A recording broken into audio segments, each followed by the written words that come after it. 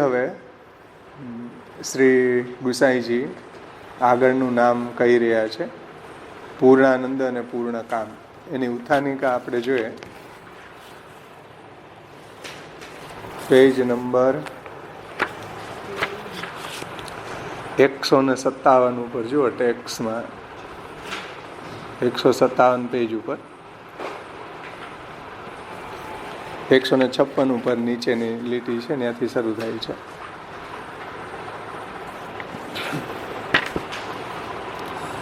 યદ્યપિ સ્વીય શિક્ષાર્થમેવ યાગકર્ણમ તથાપિ યાગસ્ય સ્વર્ગફલત્વેનૈવ શ્રુતો પ્રતિપાદનાત આચાર્યાણામપી સ્વર્ગસુખ આકાંક્ષાઃ કામિતફલાકાંક્ષાઃ વા ભવિષ્યતિ ઇતિ કશ્ચિત બહિર્મુખસ્ય આકાંક્ષા નિરાશાય અગ્રિમમ નામ દ્વયમ આહ પૂર્ણાનંદ પૂર્ણકામ. શ્રી ગોકુલનાથજી કહે છે કે કોઈ બહિર્મુખ એવી શંકા કરે, કારણ કે બહિર્મુખ લોકોનો તૂટો નથી. સત્પુરુષોને શોધવા પડે, બહિર્મુખોને શોધવા ન પડે. ગોકુલનાથજી કહે છે કે બહિર્મુખસ્ય આકાંક્ષા નિરાશાએ, કોઈ બહિર્મુખ એવી શંકા કરે કે યદ્યપિ સ્વીય શિક્ષાર્થમેવ યાગકર્ણમ, શ્રી મહાપ્રભુજી છે એ પોતાના નિજજનોને બોધ આપવા માટે યજ્ઞ વગેરે કરે છે, છતાં પણ યાગસ્ય સ્વર્ગફલત્વેન, એટલે યજ્ઞનું ફલ તો સ્વર્ગ બતાવ્યું છે. વેદમાં યજ્ઞનું ફલ શું બતાવ્યું છે? સ્વર્ગ. અને એવા વાક્યો પણ મળે છે કે સ્વર્ગ કામો યજેત, જ્યોતિષ્ટોમેન સ્વર્ગ કામો યજેત, જેને સ્વર્ગની કામના હોય એ જ્યોતિષ્ટોમ યજ્ઞ કરે. તો શ્રી મહાપ્રભુજી પણ આ રીતના યજ્ઞ છે એ સ્વર્ગ ફલની કામનાથી કરે છે. શંકા છે. તથાપિ યાગસ્ય સ્વર્ગફલત્વેનૈવ સ્વર્ગફલકત્વેન શ્રુતો પ્રતિપાદનાત આચાર્યાણામપી સ્વર્ગ સુખાકાંક્ષાયા, એટલે શું શ્રી મહાપ્રભુજી છે એ સ્વર્ગની સુખની આકાંક્ષાથી યજ્ઞ વગેરે કરે છે? જેમ લોકની અંદર બધા સ્વર્ગની કામનાથી યજ્ઞ કરે, એવી રીતના શું મહાપ્રભુજી પણ સ્વર્ગની કામનાથી યજ્ઞ કરે છે? આવી બહિર્મુખ શંકા કરે છે. અને બીજું, કામિત ફલ અંતર આકાંક્ષા વા ભવિષ્યતિ ઇતિ કશ્ચિત બહિર્મુખસ્ય આશંકા નિરાશાય, અથવા તો બીજા કોઈ એવી કામિત ફલની ઈચ્છા હશે મહાપ્રભુજીને, એટલા માટે યજ્ઞ કરતા હશે. આવી બહિર્મુખોની શંકાને દૂર કરવા માટે શ્રી પ્રભુચરણો શ્રી ગુસાઈજી આગળના નામદ્વયમ, અગ્રિમમ નામદ્વયમ આહ, બે નામો કહે છે, પૂર્ણાનંદ અને પૂર્ણકામ. શંકા સમજાણી બધાને? કે શ્રી મહાપ્રભુજી છે એ યાગાદો ભક્તિ માર્ગે કે સાધન તો ઉપદેશક, એટલે પોતાના સેવકોને બોધ કરવા માટે શ્રી આચાર્યજી યજ્ઞ કરે છે. તો શ્રી મહાપ્રભુજીને પણ સ્વર્ગની કામના હોવી જોઈએ, કારણ કે લોકની અંદર તો આ જ રીતના પ્રસિદ્ધ છે કે જ્યોતિષ્ટોમેન સ્વર્ગ કામો યજે, જેને કોઈને સ્વર્ગની કામના હોય એ જ્યોતિષ્ટોમ યજ્ઞ કરે તો શ્રી મહાપ્રભુજીને સ્વર્ગની કામના હોવી જોઈએ. આ બહિર્મુખ કહે છે, આપણું કોઈ કહેતું નથી. બહિર્મુખ લોકોની આવી આશંકા છે. અને બીજું, કામિત ફલ અંતર આકાંક્ષા, કામિત ફલાંતર આકાંક્ષા, એટલે કોઈ એવી કામના હૃદયમાં હશે એટલા માટે શ્રી મહાપ્રભુજી યજ્ઞ કરતા હશે. આવી કોઈ શંકા કરે, આવી કોઈ બહિર્મુખ શંકા કરે, તો એના નિરસન માટે બે નામ આવી રહ્યા છે, પૂર્ણાનંદ પૂર્ણ કામો. સમજમાં આવ્યું શંકા બધાને?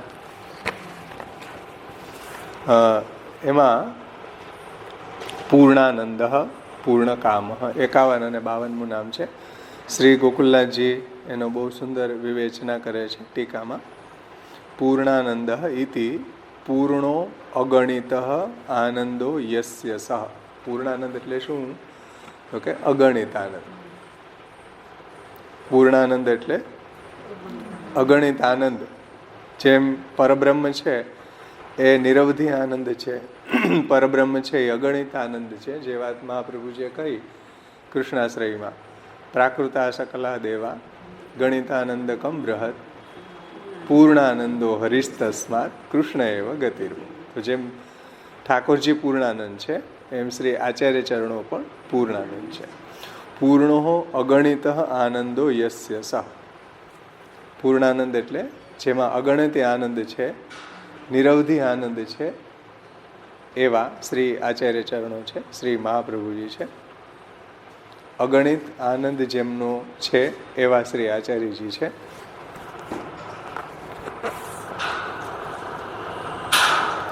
અને વેદમાં પણ કહ્યું છે કે તેન એતસ્યૈવ આનંદસ્ય અન્યાની ભૂતાની માત્રામ ઉપજીવંતી. બૃહદારણ્યક ઉપનિષદ 4:3-32 કે એતસ્યૈવ આનંદસ્ય અન્યાની ભૂતાની માત્રાની ઉપજીવંતી. એ જ આનંદના, એ જ એટલે જે ભગવાનનો આનંદ છે, શ્રી આચાર્ય ચરણોનો જે આનંદ છે, એ આનંદના અંશ ઉપર બધા પ્રાણીઓ નભે છે, બધા પ્રાણીઓ જીવે છે. આ બધા પ્રાણીઓ જે જીવે છે, બધાને જે કંઈ બી આનંદ આવે છે એ ભગવાનના આનંદનો અંશ માત્ર છે. એતસ્યૈવ આનંદસ્ય અન્યાની ભૂતાની માત્રામ. માત્રા એટલે એક બિંદુ. જેમ સમુદ્ર હોય, સમુદ્ર જેટલો આનંદ હોય એમાંથી કોઈ એક બિંદુનો આનંદ લેતું હોય તો એટલો આનંદ આ દુનિયાની અંદર બધા લોકો લે છે. એ એક બિંદુના આનંદમાંથી આખી દુનિયા લીલા લહેર કરે છે એમ એવું શ્રુતિ કહે છે બૃહદારણ્યક ઉપનિષદ. જુઓ, એતસ્યૈવ આનંદસ્ય અન્યાની ભૂતાની માત્રામ ઉપજીવંતી. જે ભગવાનનો આનંદ છે, જે આચાર્ય ચરણ પૂર્ણાનંદ છે, એનો જ એક આનંદની માત્રાથી સમગ્ર દુનિયા જીવે છે. અને એ સમગ્ર દુનિયાને ખાવાનો, પીવાનો, સૂવાનો, બેસવાનો, હરવાનો, ફરવાનો, આવા બધા આનંદો એને આવે છે. સમજમાં આવી? એ કેવો આનંદ છે? માત્રા, એક માત્રા ભગવાનની આનંદની એક બિંદુ છે, બિંદુ છે. ભગવાન તો પૂર્ણાનંદ છે, અગણિત આનંદ છે. શ્રી મહાપ્રભુજી તો પૂર્ણાનંદ છે, અગણિત આનંદ છે. ઇતિ શ્રુત્યા સ્વર્ગાદિ લોક સુખસ્યાપી ભગવદ આનંદ લેશત્વ કથનાત આચાર્યાણામ ભગવદ આનંદ પૂર્ણત્વેન સ્વર્ગાદિ લોક સુખ આકાંક્ષા અસંભવા સુખાકાંક્ષા સંભવનાપી ન સંભવતી. એટલે આવા પૂર્ણાનંદ આપણા આચાર્ય ચરણો હોય તો એને કંઈ સ્વર્ગના સુખની અભિલાષા થોડી હોય.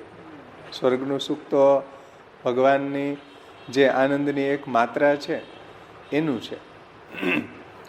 તો ઇતિ શ્રુત્યા સ્વર્ગાદિ લોક સુખસ્યાપી, એટલે જે સ્વર્ગલોકનું સુખ છે એ પણ ભગવદ આનંદ લેશત્વ કથનાત, એ પણ ભગવાનના આનંદનું એક માત્ર બિંદુ છે, લેશ છે.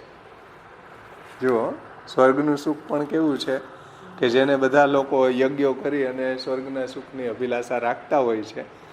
તો એ સ્વર્ગનું સુખ કેવું છે? ગોકુલનાથજી કહે છે કે ભગવદ આનંદ લેશત્વ કથનાત, એટલે ભગવાનના આનંદનો એક લેશ માત્ર છે,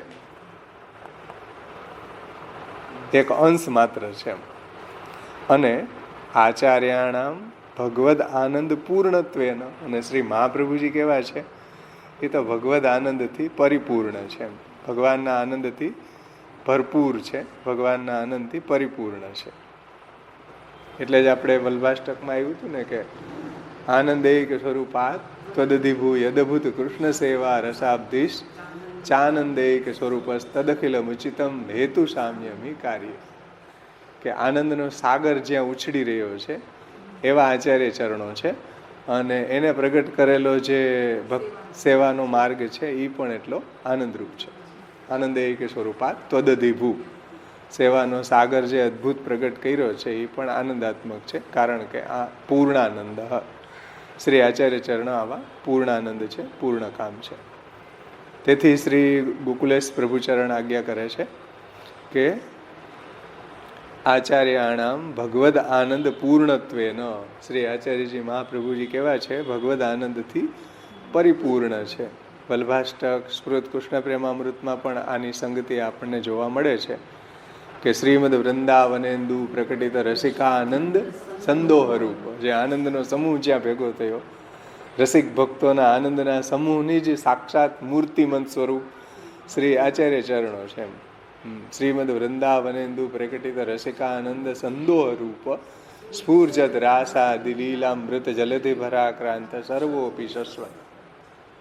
તો એ જલધિ એક સમુદ્ર ભરાઈ ગયો છે આનંદનો. એ સમુદ્ર મહાપ્રભુજીના શ્રી અંગની અંદર ઉછળી રહ્યો છે. તો શ્રી આચાર્યાણામ ભગવદ આનંદ પૂર્ણત્વે.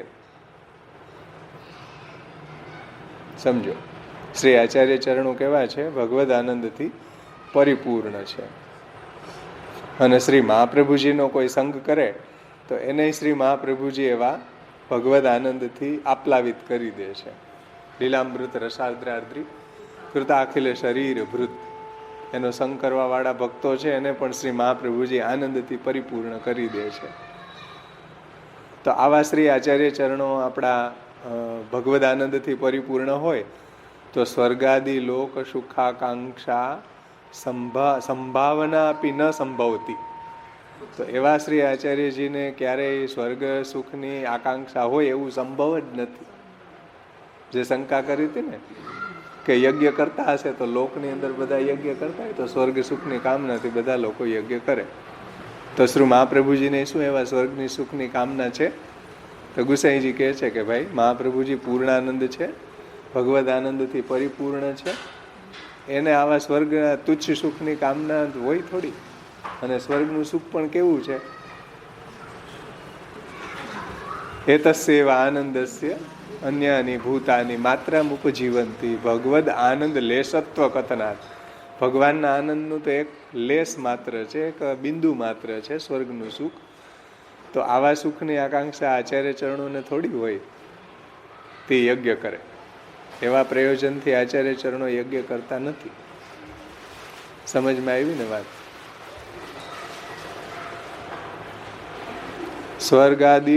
સ્વર્ગાદિ લોક સુખાકાંક્ષા સંભાવના આપી ન સંભવતી.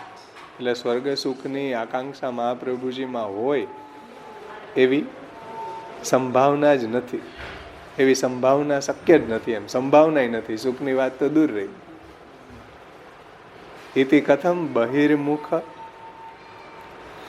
બહિર્મુખાશંકિત સંભાવના આપી ઇતિ જ્ઞાપના યુક્તમ પૂર્ણાનંદ ઇતિ. એટલે જે બહિર્મુખ લોકોએ ઉપર શંકા કરી હતી ને એ કઈ રીતના સંભવી શકે? કથમ એટલે બહિર્મુખોએ શું શંકા કરી હતી કે મહાપ્રભુજી યજ્ઞ કરી રહ્યા છે તો શ્રી મહાપ્રભુજીને જરૂર સ્વર્ગ સુખની કામના હશે. તેથી ગોકુલનાથજી કહે છે કે ભાઈ બહિર્મુખોએ જે શંકા કરી હતી એ કથમ, એ કેવી રીતના સંભવી શકે? સંભવી જ ન શકે એમ. કારણ કે શ્રી મહાપ્રભુજી પૂર્ણાનંદ છે. સમજમાં આવી ને વાત? શ્રી મહાપ્રભુજી છે ભગવદ આનંદથી ભરપૂર છે. તો સ્વર્ગલોક વગેરેના સુખની ઈચ્છાની સંભાવના શ્રી મહાપ્રભુજીમાં કેવી રીતના હોઈ શકે? તેથી બહિર્મુખ લોકોએ જે શંકા કરી હતી એ સંભવી જ ન શકે. કથમ, કેવી રીતના સંભવી શકે? એટલે ન જ સંભવી શકે એમ. ઇતિ દ્વિતીય શંકા પરિહારાય દ્વિતીયમ નામાહુ પૂર્ણ કામ. અને બીજી જે શંકા કરી હતી બહિર્મુખોએ કે કામિત ફલાંતર આકાંક્ષા. એટલે શ્રી મહાપ્રભુજીને કોઈ કામિત ફલની આકાંક્ષા હોવી જોઈએ. યજ્ઞ કરતા દેખાય છે તો કોઈ કામિત ફલની આકાંક્ષા હોવી જોઈએ. કે કોઈ હવેલી ખોલવી છે કે યજ્ઞ કરીને ભેગા કરી લે પૈસા, પછી મોટી હવેલી ખોલવાની આકાંક્ષા હતી મહાપ્રભુજીને? જેમ આધુનિક મહારાજોને યજ્ઞના નામે ધંધો ખોલી લાવો પૈસા જોરી લઈને નીકળે. તો આવી કોઈ શ્રી મહાપ્રભુજીને કોઈ કામિત ફલની આકાંક્ષા હતી? બહિર્મુખ તો એવો કહે છે કે આ કામિત ફલની આકાંક્ષા જણાય છે. તો શ્રી ગુસાઈજી કહે છે કે પૂર્ણ કામ. શ્રી આચાર્ય ચરણો છે પૂર્ણ કામ છે અને આવા કોઈ કામના મહાપ્રભુમાં છે નહીં. પૂર્ણ કામ છે, જેના બધા કામ છે એ પૂર્ણ થઈ ગયા છે. જેને પૂર્ણાનંદની પ્રાપ્તિ થઈ ગઈ હોય એ પૂર્ણ કામ હોય જ કૈમુતિક ન્યાયથી. સમજમાં આવે ને? જેની પાસે પૂર્ણાનંદ નથી એ પૂર્ણ કામ પણ નથી. જે પૂર્ણ કામ નથી એ પૂર્ણાનંદ નથી. એટલા માટે આ બે નામ સાથે લીધા. જો અહીંયા પૂર્ણ કામ છે, પૂર્ણાનંદ છે, અને પૂર્ણાનંદ હોય એ જ પૂર્ણ કામ હોય છે, અને જે પૂર્ણ કામ હોય છે એ જ પૂર્ણાનંદ હોય છે. સમજમાં આવી ને વાત? એટલે બહિર્મુખ લોકોએ જે આવી શંકા કરી હતી કે મહાપ્રભુજીએ કોઈ કામિત ફલની આકાંક્ષા હશે, કે પૈસા ભેગા કરીને પછી કોઈ મોટું મકાન લેવું, બંગલો લેવો હશે, આવા કોઈ કામિત ફલ હતું, આકાંક્ષા હતી આચાર્ય ચરણોને, તો ગુસાઈજી કહે છે કે દ્વિતીય શંકા પરિહારાય દ્વિતીયમ નામ આહુ પૂર્ણ કામ. બહિર્મુખ લોકોની બીજી શંકાને નિરાશ કરવા માટે બીજું નામ આવે છે પૂર્ણ કામ. શ્રી આચાર્ય ચરણ પૂર્ણ કામ છે. પૂર્ણ લોક કામિત સુખાપેક્ષાયા આપી અગણિત સુખ પૂર્ણ. શ્રી મહાપ્રભુજી કેવા છે? તો શ્રી ગોકુલેશ પ્રભુચરણ આ નામનું વ્યાખ્યાન કરતા આજ્ઞા કરે છે, પૂર્ણ કામ નામને સમજાવતા આજ્ઞા કરે છે કે પૂર્ણ છે લૌકિક ઈચ્છેલા સુખ કરતા પણ અગણિત સુખથી જે ભરપૂર જે અલૌકિક કામ છે, અલૌકિકા કામા યસ્ય સ.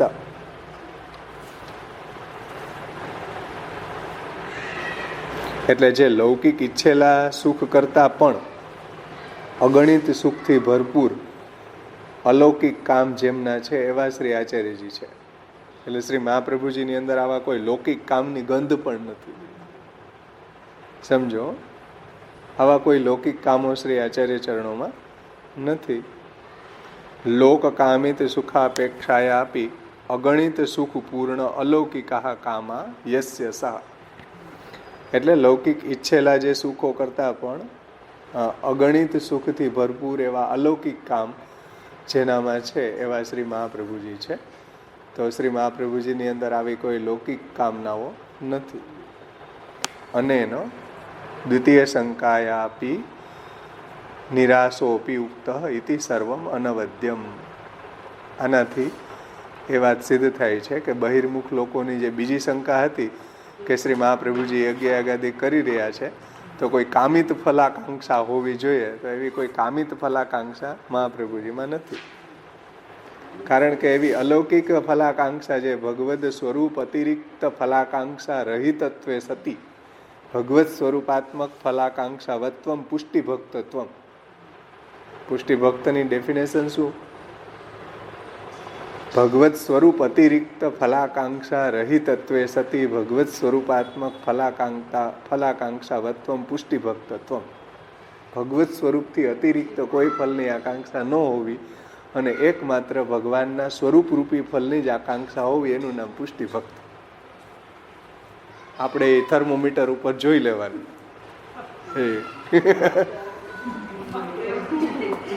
પુષ્ટિ ભક્તત્વમ એ ભગવત સ્વરૂપ અતિરિક્ત ફલની આકાંક્ષા ન હોવી. એટલે બીજી આકાંક્ષાઓ હોય પણ એ મેન ગોલ આપણો આ હોવો જોઈએ. ભગવત સ્વરૂપ અતિરિક્ત ફલાકાંક્ષા રહિતત્વે, ભગવત સ્વરૂપથી અતિરિક્ત કોઈ પણ ફલની આકાંક્ષા ન હોવી અને ભગવત સ્વરૂપાત્મક ફલાકાંક્ષા વત્વમ પુષ્ટિ ભક્તત્વમ.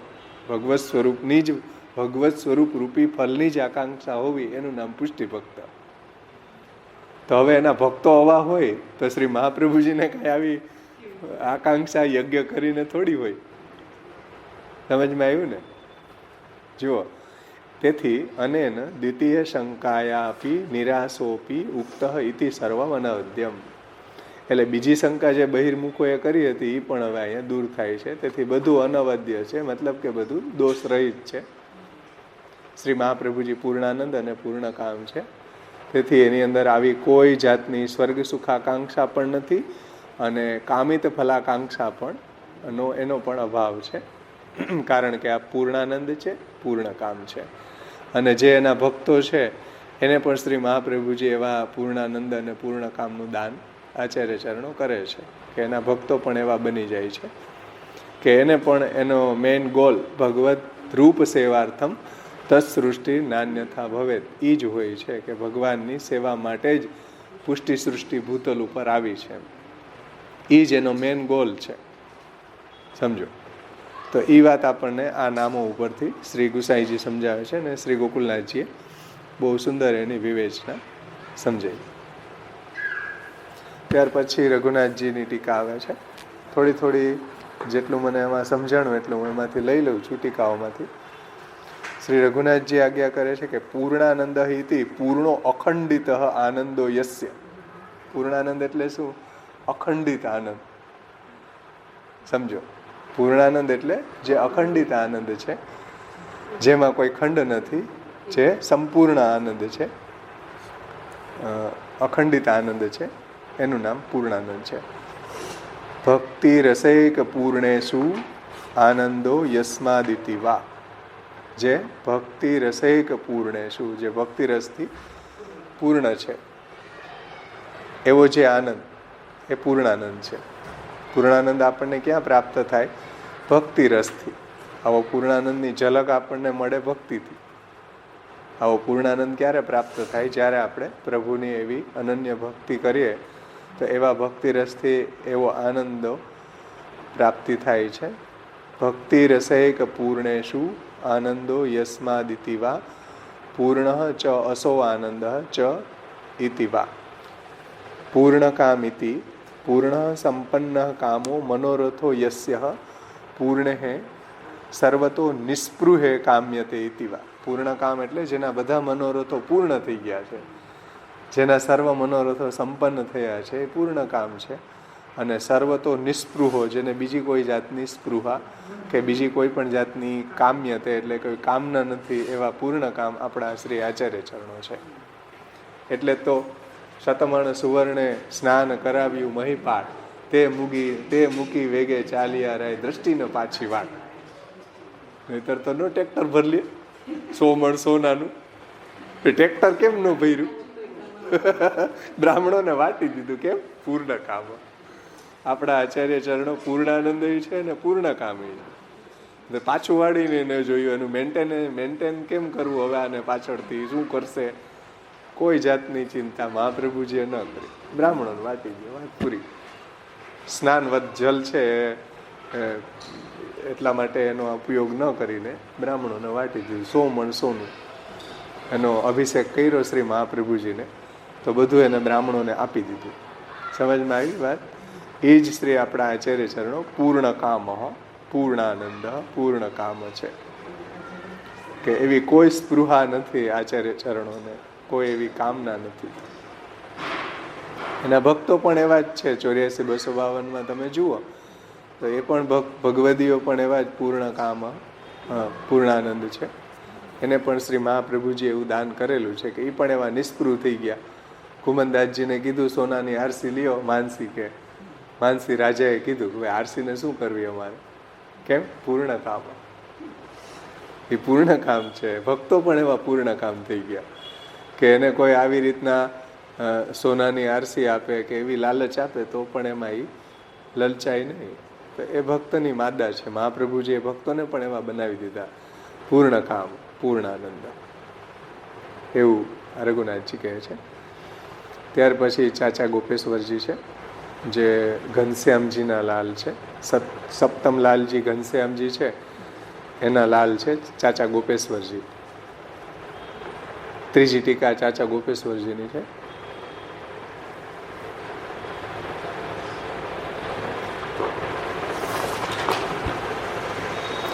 ચાચા ગોપેશ્વરજી શું સમજાવે છે? પૂર્ણાનંદ પૂર્ણ કામ ઇતિ અયમ ભાવ. આ બે નામનો ભાવ શ્રી ચાચા ગોપેશ્વરજી કહે છે.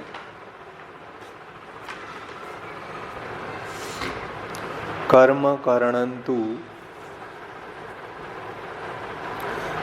કરણંતુ નિષ્કામ સકામ ભેદેન દ્વિધા ભવતી. એટલે કર્મ જે છે નિષ્કામ અને સકામ ભેદથી બે પ્રકારના છે. વેદની અંદર પણ એવી રીતના બે પ્રકારના કર્મ બતાવ્યા, નિષ્કામ અને સકામ. પ્રાકૃત અને વૈકૃત બે નામ છે, સકામ અને નિષ્કામ. પ્રાકૃત અને વૈકૃત એ પણ નામ છે, એના જ નામ છે. સર્વનિર્ણયની જે શ્રુતિ પ્રકરણ છે એમાં શ્રી મહાપ્રભુજીએ આ વાતને સમજાવી છે. બે પ્રકારના યજ્ઞ આગાદી, સકામ અને નિષ્કામ, અથવા તો પ્રાકૃત અને વૈકૃત. હા, તો નિષ્કામ સકામ ભેદેન દ્વિધા ભવતી. તત્ર નિષ્કામસ્ય કર્મણ ફલમ ચિત્ત શુદ્ધિ દ્વારા જ્ઞાન પ્રાપ્તિ. હવે જુઓ, આ બધો આખો ટોપિક છે સર્વનિર્ણયનો છે. સર્વનિર્ણયનું અધ્યયન કર્યું હોય તો આ વાત તરત સમજાઈ જશે, ન કર્યું હોય તો જ્યારે સર્વનિર્ણય કરશું ત્યારે સમજાશે કે તત્ર નિષ્કામસ્ય કર્મણ ફલમ ચિત્ત શુદ્ધિ. એટલે નિષ્કામ કર્મ કરે તો એનું ફલ છે ને એ ચિત્ત શુદ્ધિ છે, અને ચિત્ત શુદ્ધિ દ્વારા જ્ઞાન પ્રાપ્તિ. જેને શ્રી મહાપ્રભુજી કહે છે કે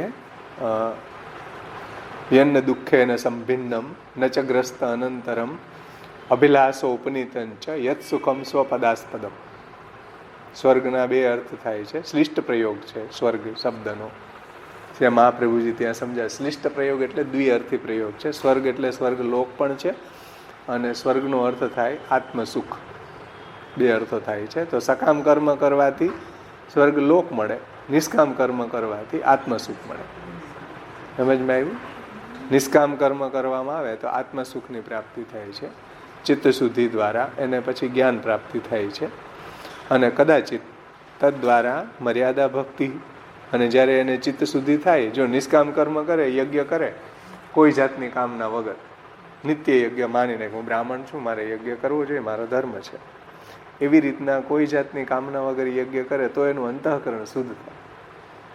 બાકી ક્ષુદ્ર કામનાથી યજ્ઞ કરે, પશુ પુત્રાદિક ધનાદિકની કામનાથી યજ્ઞ કરે તો ચિત્ત શુદ્ધ ન થાય. કારણ કે આ કામના જે છે એ જ રજોગુણને કારણે થાય છે. સમજમાં આવી ને? પરંતુ વેદ છે એ બાલાનું શાસન ન્યાયથી એવી રીતના કામિત કર્મો પણ બતાવે છે. બાલાનું શાસન ન્યાય એટલે જેમ બાળકને તમે વાંચતો ન હોય તો કેમ લાલચ આપો કે જો આટલું વાંચી લે ને આટલું પૂરું કરી લે તો પછી તને ફરવા લઈ જશું કે તને કપડાં લઈ દઈશ, એવી લાલચ આપે ને એને બાલાનું શાસન ન્યાય કહેવાય. બાળકને કઈ રીતના સમજમાં આવે આ વાત? બાલાનું શાસન ન્યાય. તો વેદ પણ એવી જ રીતના વાત કરે બાલાનું શાસન ન્યાયથી, કે જો આ યજ્ઞ કરીશ તો તને પશુ પુત્રાદિકની પ્રાપ્તિ થઈ જશે, તને ધન મળી જશે અને સ્વર્ગ મળી જશે. એટલે એ એમાં પ્રવૃત્ત થાય. પછી એને એમ લાગે કે હા હો ભાઈ, વેદે કહ્યું, જો આ સાચું પડ્યું, મેં યજ્ઞ કર્યો તો મને આ ફલ મળ્યું, એટલે એને એમાં થોડી શ્રદ્ધા આવે. પછી નિત્ય યજ્ઞ કરવાનું ચાલુ કરે. એમ કરતાં કરતાં એને એવી ફિલિંગ આવે કે ઓહો, આ બધા તો ક્ષુદ્ર ફલો છે, આના કરતાં આત્મસુખ કેવું ઉત્તમ ફલ છે. એટલે પછી આવી કામનાઓ પછી છોડી દે. પછી એ નિત્ય કર્મ એટલે કે નિષ્કામ કર્મ કરવા લાગી જાય. નિષ્કામ કર્મ કરે તો એનું ચિત્ત શુદ્ધ થાય, અંતઃકરણ શુદ્ધ થાય, અને એને જ્ઞાનની પ્રાપ્તિ થાય. જ્ઞાનની પ્રાપ્તિ થાય પછી કદાચિત તદ્વારા એને ક્યારેક એવું બની શકે કે એને જ્ઞાનની પ્રાપ્તિ થયા પછી મર્યાદા ભક્તિ પ્રાપ્ત થાય. અને મર્યાદા ભક્તિ પ્રાપ્ત થયા પછી તયો પરમ ફલમ અક્ષર સાયુજ્યમ. પછી એને બહુમાં બહુ જોર મારે તો અક્ષર સાયુજ્ય ફલ મળે. પૂર્ણાનંદ ફલ જે છે એ તો મળે જ નહીં, ભગવત પ્રાપ્તિ ન થાય. સમજો ધ્યાનથી આ વાત. પૂર્ણાનંદ જે પ્રભુ છે, સાક્ષાત પરમ કાષ્ઠાપન્ન પરમાત્મા શ્રી કૃષ્ણ, એની પ્રાપ્તિ ન થાય. સમજમાં આવ્યું? ક્યારે એને અક્ષર સાયુજ્ય મળે? પહેલાં તો એ યજ્ઞ કરે, સકામ કરતો કરતો નિષ્કામ થાય, નિષ્કામ થાય એટલે અંતઃકરણ શુદ્ધ થાય, પછી એને જ્ઞાનની પ્રાપ્તિ થાય. જ્ઞાન પ્રાપ્તિ તદનંતર કોઈક એવા જીવ નીકળે કે જેને મર્યાદા ભક્તિ થાય, એને બહુમાં બહુ પછી સારી રીતે પરફેક્ટ જો એ કરે મર્યાદા ભક્તિ, તો એને પરમ ફલ રૂપે અક્ષર સાયુજ્ય, અક્ષર બ્રહ્મનું સાયુજ્ય મળે. તત્ર અગણિતાનંદ મજ્જનમ એવ નતું પૂર્ણાનંદ રસાનુભવ. એ અક્ષર બ્રહ્મ એ પાછું છે કેવું? ગણિતાનંદ. સોરી, હું ગણિતાનંદ બોલી ગયો. સોરી, ગણિતાનંદ મજ્જનમ એવ નતું પૂર્ણાનંદ રસાનુભવ. આટલી પ્રોસેસ પછી પણ એને શું મળ્યું? ગણિતાનંદ અક્ષર બ્રહ્મ મળ્યું. પૂર્ણાનંદ જે સાક્ષાત પરબ્રહ્મ છે એની પ્રાપ્તિ તો થઈ નહીં. સમજમાં આવી ને વાત?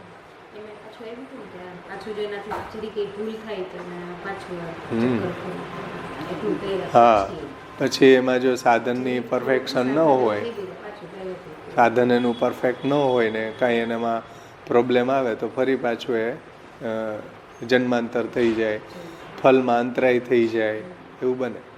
આ તો ભક્તિ માર્ગમાં જ એવું છે કે યાના સ્થાય નરો રાજન ન પ્રમાદ્યત ન કરહી ચિત ધાવન નિમિલ્યવા નેત્રે નસ પતે નસ કલેદી. અહીંયા કોઈ પડવાનો ભય નથી. બાકી બીજા માર્ગની અંદર તો બહુ પડવાનો ભય છે. જ્ઞાન માર્ગમાં તો જ્ઞાની નામ અભી ચેતાંસી, ભગવાનની માયા છે, જ્ઞાનીઓને મોહ પમાડી દે, એ નીચે પડે, વળી પાછી સાધના શરૂ કરે. જ્ઞાની જન્મ સતય પરમ, 100 જન્મ પછી એનું જ્ઞાન સિદ્ધ થાય અને પછી એને ફળ મળે ને પછી એને બહુ નામ જન્મનામ અંતે જ્ઞાનવાન મામ પ્રપદ્ય. 1000 જન્મ પછી ભગવાનને શરણે આવે. સમજમાં આવે ને? એટલે આ બહુ અઘરી વસ્તુ છે. આ તો આપણા આચાર્ય ચરણોએ, આપણા ઠાકોરજીએ આપણને બહુ સરળતાથી બધું વસ્તુ આપી દીધી એટલે આપણને એની કિંમત નથી. આ કમાવવું પડે તો કેટલી જન્મોના જન્મ વયા જાય. જન્માંતર સહસ્રેષુ તપો ધ્યાન સમાધિભી નરાણામ ક્ષીણ પાપાનામ કૃષ્ણ ભક્તિ પ્રજાય. 1000 વર્ષ સુધી એ તપ કરે. જન્માંતર સહસ્રેષુ, 1000 વર્ષ સુધી તપો ધ્યાન સમાધિભી, તપ ધ્યાન સમાધિ વર્ણાશ્રમ યજ્ઞ આગાદિક આવું બધું કરે. તપો ધ્યાન સમાધિ નરાણામ ક્ષીણ પાપાના, પછી એના પાપ ક્ષીણ થાય. ભક્તિ તો ન થાય, પહેલા તો એના પાપ ક્ષીણ થાય. નરાણામ ક્ષીણ પાપાનામ કૃષ્ણેર ભક્તિ પ્રજાએ, પછી એને કૃષ્ણમાં ભક્તિ થાય. 1000 જન્મ આવું સાધન કરે તોય. આ તો મહાપ્રભુજી આપણને એમને સરળતાથી આપી દીધી. જેમ વાંદરાના મોઢામાં ગુલકન આવી જાય એમ વાંદરાના મોઢામાં ગુલકનની જેમ આપણને મૂકી દીધી, ભક્તિ આપી દીધી. એટલે આપણને એની કોઈ કિંમત નથી એમ. પણ શાસ્ત્રને પૂછો ને તો બહુ ટફ છે, બહુ ટફ છે. કારણ કે મુકુંદમ મોક્ષમ દદાતી કરહિચિત નતું ભક્તિ યોગ. મુકુંદ છે મોક્ષ આપી દે પણ કોઈને ભક્તિ આપતા નથી. આજે જ પ્રસંગ બન્યો એવો. આજે દાન એકાદશીના દિવસે જ પ્રભુદાસ જલોટાને કીધું શ્રી આચાર્ય ચરણોએ કે ભાઈ દહીં લઈ આવો આજે. વ્રજની અંદર ગયા દહીં લેવા ગોતવા માટે પ્રભુદાસ જલોટા ને, તો કંઈ દહીં ન મળ્યું. પછી ગોવાલણ સામે મળી તો કે મને દહીં છે તમારી આગળ? તો કે હા, દહીં બહુ સુમધુર છે. એણે કીધું કે મને દે ને. તો કે તું મને દહીંના બદલામાં શું આપીશ? તો કે તમે જી માગો ને આપો. તો કે તું કઈ મુક્તિ થોડો આપે. પ્રભુદાસ કે મુક્તિ આપી. મુક્તિ શું? મહાપ્રભુજીના સેવકની અંદર મુક્તિ આપવાનું સામર્થ્ય છે. ભક્તિ આપવાનું હોય તો મુક્તિ આપવાનું તો હોય જ ને. એણે કીધું કે ચાલો મુક્તિ આપી, વચન આપ્યું એને. તો એ તો ખુશ થઈ ગઈ. દહીં લઈને પ્રભુદાસ શ્રી આચાર્ય ચરણો પાસે આવે છે. આચાર્ય ચરણો ઠાકોરજીને આજે દાન એકાદશીના દિવસે દહીં ભોગ ધરે છે અને ઠાકોરજી ખૂબ પ્રસન્નતાથી દહીં આરોગ્યા. એ સરાહના કરી. શ્રી મહાપ્રભુજી પણ ખૂબ પ્રસન્ન થઈ ગયા. પ્રભુદાસને કીધું, પ્રભુદાસ દહીં તો આટલું શું મધુર ક્યાંથી લઈ આવ્યું કે એની તે શું કિંમત ચૂકાવી? તો કે મહારાજ આ દહીં બહુ મોંઘું આવ્યું આજ વખતે. સસ્તું નથી આવ્યું. તો કે શું આપ્યું દહીંના બદલામાં? તો કે મુક્તિ આપવી પડી. તો શ્રી મહાપ્રભુજીએ બહુ સુંદર જવાબ આપ્યો કે આવી તુચ્છ મુક્તિ શું આપી? ભક્તિ આપવી જોઈતી હતી ને. બોલો, એ આ પૂર્ણાનંદ આપી શકે, પૂર્ણ કામ આપી શકે, બાકી કોણ આપી શકે? મુકુંદ એમ કહી દે કે મુકુંદમ મોક્ષમ દદાતી કરે છે ન ભક્તિ યોગ. મુકુંદ ક્યારેક મોક્ષ આપી દે પણ ભક્તિ આપતા નથી. અને આચાર્ય ચરણો એમ કે ભક્તિ આપવી જોઈતી હતી ને, મુક્તિ શું આપી? આવી તુચ્છ. સમજમાં આવ્યું ને? તો આપણા આચાર્ય ચરણોની આ મહાનતા છે, આ મહાત્મ્ય છે જે ગુસાઈજી આપણને સમજાવ્યું. કે ભક્તિનું દાન પણ કરી શકે. નિજજનોને ભક્તિ માર્ગાબ્જ માર્તંડ છે આપણા આચાર્યજી, કે ભક્તિ માર્ગરૂપી કમળને ખીલવવામાં સૂર્ય સમાન છે. એ પ્રભુદાસે કીધું કે મુક્તિ માગીએ તો મુક્તિ આપી, ભક્તિ માગતી તો ભક્તિ આપત. ગોવાલંડને સમજમાં આવી ને કે જે ભગવદીઓ છે એનામાં પણ આવું સામર્થ્ય મુક્તિ આપવાનું છે. જે અહીંયા આમ કીધું કે પહેલાં તો એ સકામ કરે, પછી નિષ્કામ કર્મ કરતો થાય, પછી ચિત્ત શુદ્ધિ થાય, પછી જ્ઞાન પ્રાપ્તિ થાય, પછી એમાંથી જ્ઞાન પ્રાપ્તિવાળામાંથી કોઈક એવો નીકળે કદાચિન કે એને મર્યાદા ભક્તિ થાય ને એમ કરતાં કરતાં પડતા આખડતા એ અક્ષર બ્રહ્મ સુધી પૂગે. એમ કીધું જો પરમ ફલમ અક્ષર સાહી છે વિભી ગણિતાનંદ વજ્જનમ એવા નતું પૂર્ણાનંદ રસાનુભવ. એમાં કોઈ પૂર્ણાનંદનો રસાનુભવ થતો નથી. એમાં તો બ્રહ્માનંદે પ્રવિષ્ટા નામ આત્મનૈવ સુખપ્રમા સંઘાતસ્ય વિલીનત્વાત ભક્તાનાંતુ વિશેષતઃ સર્વેન્દ્રિય તથા ચાંતઃકરણે આત્માનામપી બ્રહ્મભાવાતુ ભક્તાનામ ગૃહેવ વિશિષ્યતે. કે અક્ષર બ્રહ્મનું ફલ કેવું છે તો શ્રી મહાપ્રભુજી આજ્ઞા કરે છે કે એમાં તો બધી ઇન્દ્રિયો છે એનો લય થઈ જાય, બધી ઇન્દ્રિયો લય થઈ જાય. એટલે એની ઇન્દ્રિયોનું તો કાંઈ ફલ મળ્યું નહીં. અક્ષર બ્રહ્મ સાયુજ્યવાળાને બધી ઇન્દ્રિયોનો સંઘાતનો એમાં લય થઈ જાય. સંઘાતસ્ય વિલીનત્વાત ભક્તાનાંતુ વિશેષત. ભક્તોને માટે તો વિશેષ ફલ પ્રભુ આપે છે મહાપ્રભુજી. શું? સર્વેન્દ્રિય તથા ચાંતઃકરણે આત્માનામપી બ્રહ્મભાવાતુ ભક્તાનામ ગૃહેવ વિશિષ્યતે. બધી ઇન્દ્રિયોથી કૃષ્ણને માણી શકે એવું એન્જોયમેન્ટ અક્ષર બ્રહ્મમાં જે સમાઈ ગયો એને આવતું નથી. એટલે શ્રી મહાપ્રભુજી વેણુગીતની કારિકામાં યથા અંધકારે નિયતા સ્થિતિર નાક્ષણો ફલમ ભવે. જેમ કોઈને અંધારાએ કોટડીમાં પૂરી દેવામાં આવે તો એની ઇન્દ્રિયોનું આંખોનું ફલ શું? કાંઈ નહીં. એમ જેને મોક્ષ જે થઈ જાય, સર્વેન્દ્રિયોનો લય થઈ જાય, એને શું ફલ? કાંઈ નહીં. બધી ઇન્દ્રિયો વ્યર્થ ગઈ. સમજો, યથા અંધકારે નિયતા સ્થિતિર નાક્ષણો ફલમ ભવે. એવો મોક્ષ છે. એવું વેણુગીતની કારિકામાં મહાપ્રભુજી કહે કે મોક્ષ છે એવો છે કે જે બધી ઇન્દ્રિયોની વ્યર્થતા થઈ જાય, એમાં અક્ષર બ્રહ્મની અંદર વિલય થઈ જાય. સર્વેન્દ્રિયોથી ભગવાનને માણી ન શકાય. સર્વેન્દ્રિયોથી ભગવાનને માણવું એ જ પુષ્ટિ માર્ગી ફલ છે. ભગવતા સંસલ્લાપ દર્શનમ મિલિતસ્ય ચ આઘ્રાણમ ચાપી કુંજનમ શ્રવણમ તત્કુંજનમ.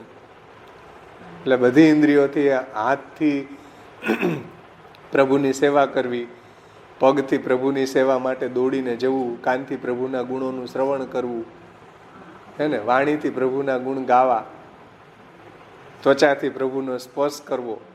સર્વેન્દ્રિયોનો વિનિયોગ ઠાકોરજીની સેવામાં થાય. એટલે શ્રી મહાપ્રભુજીએ આપણને બધો સેવાનો પ્રકાર સમજાવ્યો કે જેમાં સર્વેન્દ્રિયોનો વિનિયોગ થાય, સર્વેન્દ્રિયોથી કૃષ્ણને એન્જોય કરી શકીએ. અને આવા ફલો જે અહીંયા બતાવ્યા છે એ કેટલા ક્લિષ્ટ છે એ પણ જો ટીકાકાર બતાવે છે ગોપેશ્વરજી, કે આટલી મહેનત કરે છતાંય ગણિતાનંદ મજ્જનમ એવ નતું પૂર્ણાનંદ રસાનુભવ. આટલી મહેનત કરવા છતાંય એને ગણિતાનંદ મળ્યો, અક્ષર બ્રહ્મ. પૂર્ણાનંદ તો એને મળ્યો જ નહીં. એતે તું પૂર્ણાનંદા અતઃ કર્તૃત્વમ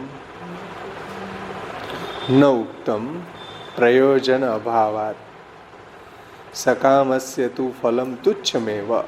આવો પૂર્ણાનંદ આને મળતો નથી જે ઉપર જે સાધન બતાવ્યું યજ્ઞ વગેરે કરવાથી. કારણ કે આગળનું નામ એવું હતું ને, યાગાદ ભક્તિ માર્ગૈક સાધનત્વ ઉપદેશક.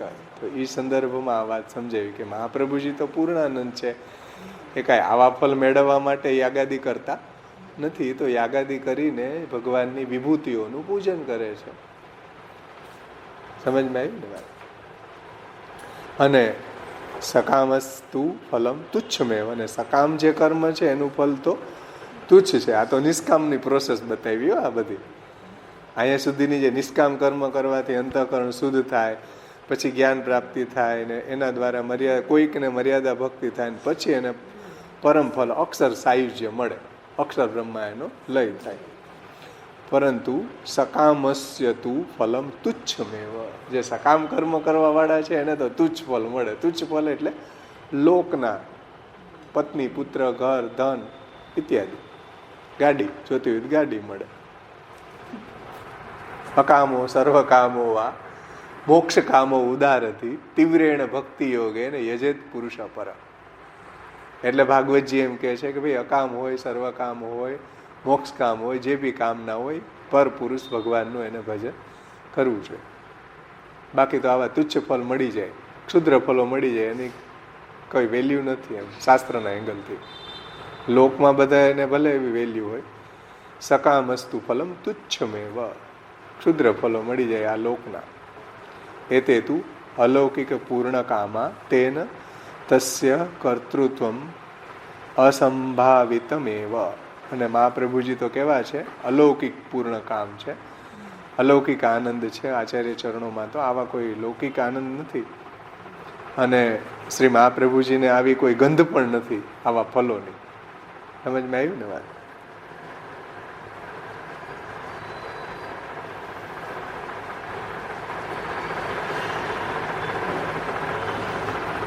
આવા કોઈ ક્ષુદ્ર ફલોની ગંધ પણ શ્રી આચાર્ય ચરણોમાં નથી.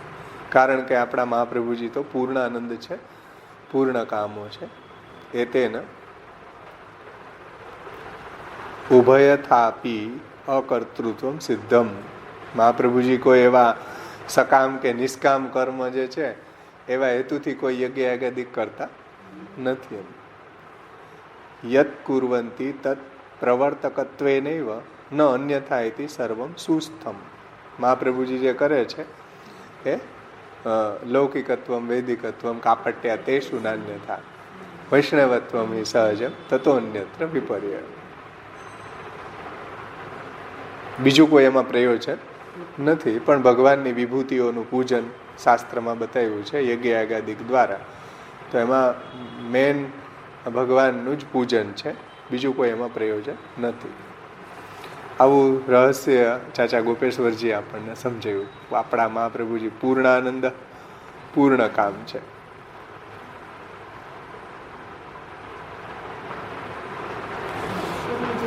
એટલે જે ભગવાનનું ભજન છે એનાથી જ આવા પૂર્ણ આનંદને પ્રાપ્તિ આપણને થાય. જો શ્રી મહાપ્રભુજીના શરણે જાય કોઈ ભક્ત, તો એને પણ શ્રી મહાપ્રભુજી આવા પૂર્ણ આનંદને પૂર્ણ કામ બનાવી દે.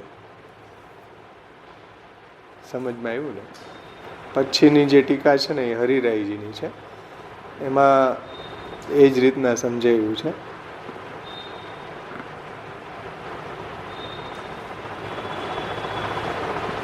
એમાં જે યજ્ઞ આગળની વાત આવી ને, યાગાદો ભક્તિ માર્ગિક સાધનત્વ ઉપદેશક, તો એ યજ્ઞ કયો લીધો એને? તેને યથા ભગવતો નંદાદિષુ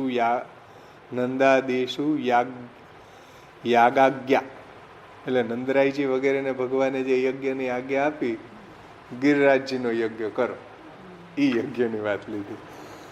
ભગવતો ભગવાને નંદાદિષુ યાગ આજ્ઞા તથા હેતેષ્વપી ઇતિ ભાવ.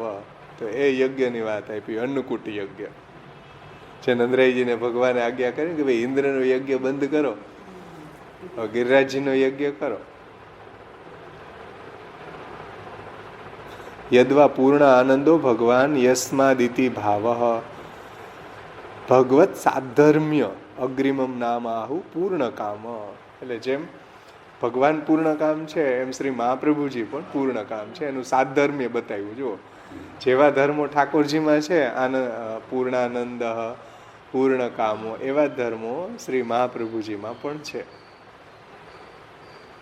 શ્રી મહાપ્રભુજી પણ જેમ ભગવાન પૂર્ણ કામ છે, કારણ કે દુનિયાની અંદર કોઈ લોકો પૂર્ણ કામ ન હોય, કોઈક ને કોઈક કામના હોય. એને એક કામના પૂર્ણ થાય તો બીજી 10 કામના યસ સર કહીને હાજર હોય કે નહીં? એક કામના પૂરી થાય તો બીજી 10 કામના ઊભી જ હોય.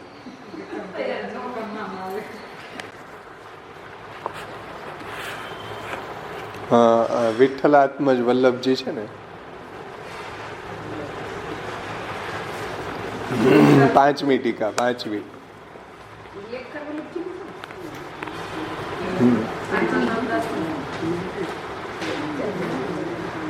હા,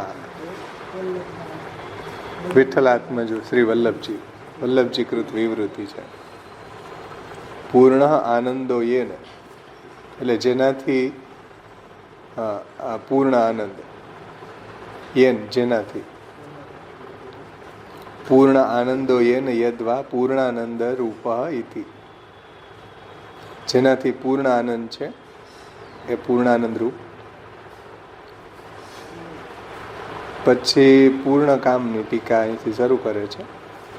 સ્વયમેવ તત્ફલરૂપ કદાચિત ભક્તાનામ કામના વિશેષે કર્મકરણ સંભવે સ્વેનૈવ તત્પૂર્ણમાહુ, એટલે સ્વયં જ ફલરૂપ છે. સ્વયમેવ તત્ફલરૂપ, શ્રી મહાપ્રભુજી સ્વયં જ ફલરૂપ છે, એટલે પૂર્ણાનંદ રૂપ પોતે જ છે. અને પૂર્ણાનંદ જે છે એના અર્થરૂપ પણ પોતે જ છે.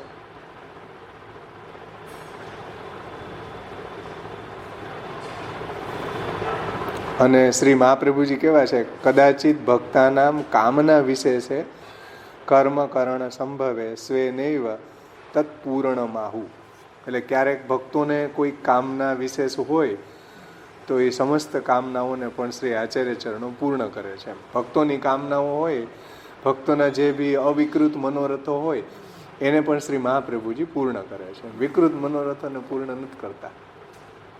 અવિકૃત એટલે કે ભગવત સુખના મનોરથ હોય, કોઈ સાંસારિક, વિકૃત એટલે સાંસારિક એમ, જેનાથી આપણો સંસાર વધતો હોય કે બહિર્મુખ થતા હોય એવા મનોરથ મહાપ્રભુજી પૂર્ણ કરતા નથી. પરંતુ ભગવત સંબંધી કાંઈ મનોરથો હોય તો શ્રી મહાપ્રભુજી અવશ્ય પૂર્ણ કરે છે, એવું વલ્લભજી કહે છે. જુઓ, કદાચિત ભક્તાનામ કામના વિશેષે કર્મકરણ સંભવે સ્વેનૈવ તત્પૂર્ણમાહુ પૂર્ણ કામ.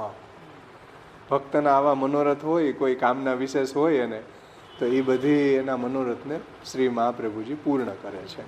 જેમ આપણા વાર્તા પ્રસંગોમાં આવે કે ઠાકોરજીને આ ધરવાની એની કામના હતી, તો એને જેમ ત્રિપુરદાસ કાયસ્થ હતા, તો ત્રિપુરદાસ કાયસ્થ જ્યારે દ્રવ્ય સંપન્ન હતા તો બહુ સારું સારું વસ્ત્ર મોકલતા ઠાકોરજીને, અને એની ગદલ બનાવીને ઠાકોરજીને અંગીકાર કરતા શીતકાલમાં. પછી એની પાસે કોઈ એવા કન્ડિશન એવી આવી, એની પરિસ્થિતિ એવી આવી કે એની પાસે ધન ન હતું, તો એને જેવું સામર્થ્ય હતું એવું વસ્ત્ર લઈને એને પરકાલો બનાવી એને મોકલો. તો એ ઠાકોરજીને ધરાણો નહીં, ભંડારી એમને મૂકી દીધો ખૂણામાં એક બાજુ કે આવો સાવ હલકો હશે એવો વસ્ત્ર, એવું હલકું હશે એટલે એને ન ધર્યું એમ. પછી ઠાકોરજીએ એવી લીલા કરી કે ભાઈ ઠાકોરજીને કે બહુ મને શીત સતાવે છે, શિયાળાના દિવસો હતા તે બહુ ઠંડી લાગે. તો ઠાકોરજીએ ગુસાઈજીને કીધું. શ્રી ગુસાઈજી એને અંગીઠી ધરી સુવર્ણની, 2 અંગીઠીઓ ધરી એટલે સગડી. તો 2 સગડી ધરી તોય ગોવર્ધનનાથજી કે મને બહુ શીત સતાવે છે ભાઈ હજી. પછી ગુસાઈજીએ વિચાર્યું કે આમાં હવે કારણ બીજું છે, આ શીત કેમ સતાવે, 2 સગડી રાખી તોય. તો પછી એને વિચાર્યું, એને કીધું ભંડારીને કે ભાઈ કોઈનો એવો પરકાલો, કોઈનું ઠાકોરજીને માટેનું સૂતન બાકી રહી ગયું ધરાવવાનું. તો કે એક ત્રિપુરદાસનું આવ્યું ને એમને મેં ધરાવ્યું નથી. તો તરત શીઘ્ર એને ત્રિપુરદાસનું જે સૂતન પ્રભુએ ધારણ કર્યું. તો ભાજ ગઈ ઠંડી હશે અદુરાઈ, બધી ઠંડી બંડી વી ગઈ ને ઠાકોરજી ખુશ થઈ ગયા. કીર્તન પણ છે ત્રિપુરદાસનું. આ પ્રસંગ ઉપર જ આખું કીર્તન એને બનાવ્યું છે. તો કહેવાનું તાત્પર્ય એ છે કે ભક્તના મનોરથ જે છે એને પણ ભગવાન પૂર્ણ કરે છે. ભક્તની પણ અભિલાષાને, ભક્તના બી જે અલૌકિક મનોરથ છે, જે અવિકૃત કામનાઓ છે, એને પૂર્ણ કરે છે. નિજેચ્છાત કરીષ્યતિની ટીકામાં આ વાત આવી હતી કે નિજેચ્છાત કરીષ્યતિ ને ભક્ત ઈચ્છાત કરીષ્યતિ. ભક્તની ઈચ્છા પ્રમાણે કરે, પણ ભક્તની જે અવિકૃત ઈચ્છાઓ છે એને પણ શ્રી આચાર્ય ચરણો પૂર્ણ કરે છે. તો એ વાત અહીં કે જો ભક્તાનામ કામના વિશેષે કર્મકરણ સંભવે સ્વેનૈવ તત્પૂર્ણમાહુ. કોઈ કામના વિશેષ ભક્તની હોય તો એ કામનાને પણ શ્રી આચાર્ય ચરણો પૂર્ણ કરે છે, કારણ કે મહાપ્રભુજી પૂર્ણ કામ છે. ઇતિ પૂર્ણા કામઃ યસ્ય એન ઇતિ વા. એટલે જેની કામના સંપન્ન થઈ ગઈ છે, પૂર્ણ થઈ ગઈ છે,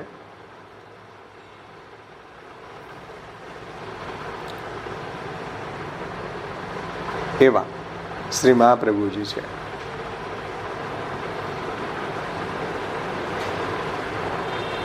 એટલે જેના દ્વારા ભક્તની કામના પણ પૂર્ણ થઈ ગઈ છે એવા પૂર્ણ કામ શ્રી મહાપ્રભુજી છે. સ્વયં યથા ચેત સ્વાનામપી તાન પૂરયતી. શ્રી મહાપ્રભુજી તો સ્વયંના ભક્તોની કામના પૂર્ણ કરે એ તો સ્વાભાવિક છે. અનન્યત્વાય કર્મનિષ્ઠા ત્યાજનાર્થમ સ્વેનૈવ તત્પૂર્ણમ યથા પુરુષોત્તમેન વ્રજસ્થાનામ.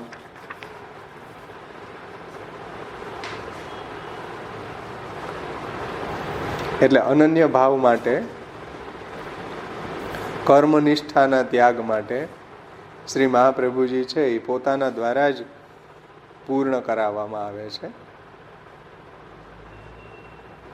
એટલે શ્રી મહાપ્રભુજી કેવા છે, કર્મનિષ્ઠા આપણી છોડાવે છે. એમ જે કર્મ જાડ્ય છે, ગુસાઈજીનું એક નામ છે ને, હા, કર્મ જાડ્યવી દુષ્ણાંશુ, કર્મની જડતાને દૂર કરનારા ગુસાઈજી છે. એમ શ્રી મહાપ્રભુજી પણ આપણી જે કર્મમાં જડતા છે એને દૂર કરે છે, એમ કર્મનિષ્ઠાને છોડાવે છે.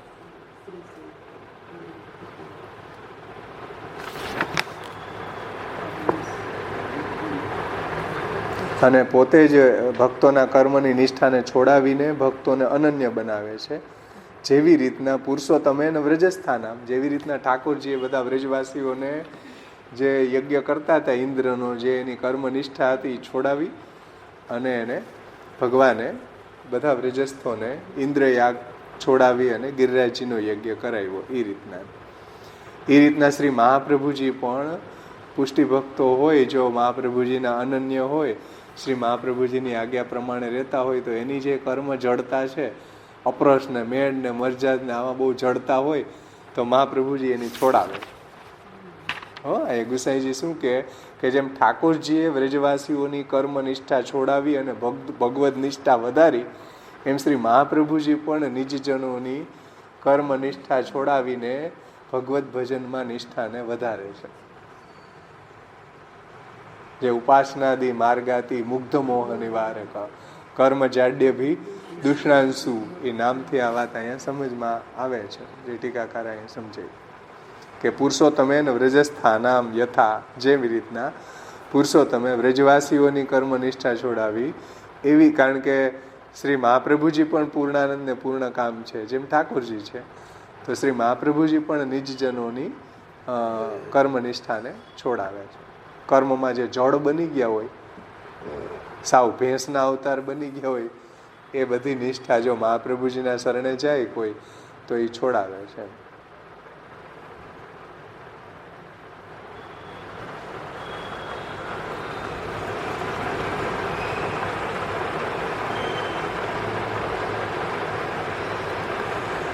સમભિવ્યાહારેણ યહ પૂર્ણાનંદ સ પૂર્ણકામો યહ પૂર્ણકામ સ પૂર્ણાનંદ ઇતિ. એટલે બંને નામ સાથે ઉચ્ચારણ કરવાને, બંને નામ સાથે અહીંયા ઉચ્ચારણ હોવાને કારણે પૂર્ણાનંદ પૂર્ણકામ, એમ તો સાથે હોવાને કારણે જે પૂર્ણાનંદ છે તે પૂર્ણકામ છે, જે પૂર્ણકામ છે તે પૂર્ણાનંદ છે. જો વલ્લભજી શું કે યહ પૂર્ણાનંદ સ પૂર્ણકામ, યહ પૂર્ણકામ સ પૂર્ણાનંદ ઇતિ જ્ઞાપિતમ. હે ને, જુઓ તમે, પૂર્ણાનંદ હોય એને પૂર્ણ કામ જ હોય ને, સ્વાભાવિક છે ને, એને કોઈ કામ ના હોય. અને જે પૂર્ણ કામ હોય સ્વાભાવિક છે કે પૂર્ણાનંદ જ હોય. તેન અનારોપિત ભગવત્વ મુક્તમ. એટલે શ્રી મહાપ્રભુજી છે એની અંદર જે ભગવત્વ છે, જેમ ઠાકોરજી પૂર્ણાનંદ ને પૂર્ણ કામ છે, એમ શ્રી મહાપ્રભુજી પણ પૂર્ણાનંદ ને પૂર્ણ કામ છે. તો કોઈ એવું કે ભાઈ મહાપ્રભુજીમાં તમે ભગવત્વ માનો છો, તો એ કોઈ આરોપિત ભગવત્વ લાગે. આરોપિત એટલે જેમ કોઈની અંદર, જેમ બ્રહ્માજીને ભગવાન કહી દેવામાં આવે, કે નારદજીને ભગવાન, નારદ ભાગવતમાં આવે ને, તો નારદજીને ભગવાન કહી દેવામાં આવે, તો એ જે ભગવત્વ છે એ આરોપિત છે. સમજમાં આવી? વાત ઔપચારિક છે. એવું શું મહાપ્રભુજીમાં ભગવત્વ જે છે એ આરોપિત છે? તો કે નહીં, અનારોપિત. અનારોપિત ભગવત્વ મુક્તમ, અનારોપિત ભગવત્વ પણ છે શ્રી મહાપ્રભુજીમાં. સમજમાં આવી વાત તમને? જેમ આધુનિક મહારાજોને કહે ને કે આ ઠાકોરજી છે, બોલતા ઠાકોરજી. એ બોલતા ઠાકોરજી આવ્યા ક્યાંથી? અહીંયા આકાશમાંથી આવ્યા? તો એની અંદર એ ઘણા ભગવત્વ માને, એ આરોપિત ભગવત્વ છે, ચાલુ ખાતાનું ભગવત્વ. સમજમાં આવી વાત? શ્રી મહાપ્રભુજીમાં એવું ભગવત્વ નથી. મહાપ્રભુજીમાં તો અનારોપિત ભગવત્વ મુક્તમ, સાક્ષાત અગ્નિતમ વર્ણિતમ તે કવિભીરપી સદા વસ્તુતઃ કૃષ્ણ એવ પ્રાદુર્ભૂતો ભવા નિત્યનુભવ નિગમાદ્યુક્ત માને રવેત્ય ત્વામ શ્રી શ્રી વલ્લભે મેં નિખિલ બુદ્ધ જના ગોકુલેશમ. સાક્ષાત ગોકુલેશ ત્રિકતા છે ભાઈ, આરોપિત ભગવત્વ નથી આ, અનારોપિતમ. સમજમાં આવ્યું ને? એટલે ગુસાઈજી અહીંયા કહે છે કે અનારોપિત ભગવત્વ કહ્યું, અર્થાત શ્રી મહાપ્રભુજી સાક્ષાત પૂર્ણાનંદ અને સાક્ષાત પૂર્ણ કામ છે જેવા ભગવાન છે. બીજા લોકોને, ઘણા લોકો ભાઈ તમે ભગવાનો, ઘણામાં કોઈનામાં વધારે સામર્થ્ય હોય તો એના માટે ભગવાન શબ્દ શાસ્ત્રમાં આવે, બ્રહ્માજી માટે ભગવાન શબ્દ આવે. પણ એ ભગવાન કયા એંગલથી આવે કે ભગવાનનું થોડું ઐશ્વર્ય ભગવાને એમાં પ્રદાન કર્યું, સૃષ્ટિ કર્તૃત્વ, સૃષ્ટિને રચવાનું વગેરે સામર્થ્ય પ્રભુએ બ્રહ્માજીને પ્રદાન કરેલું છે. તો બ્રહ્માજી માટે ક્યારેક ભગવાન બ્રહ્મા એમ આવી જાય, ભગવાન શિવ આવી જાય. તો એ કયા એંગલથી આવે છે કે એની અંદર આવું આરોપિત ભગવત્વ છે. સમજમાં આવ્યું ને? એવું શ્રી મહાપ્રભુજીમાં નથી. શ્રી મહાપ્રભુજીમાં તો જેવું કૃષ્ણ છે પૂર્ણાનંદ ને પૂર્ણ કામ, એવા આપણા આચાર્ય ચરણો છે. બહુ મીઠો અર્થ કર્યો વલ્લભજી, બહુ સુંદર અર્થ કર્યો.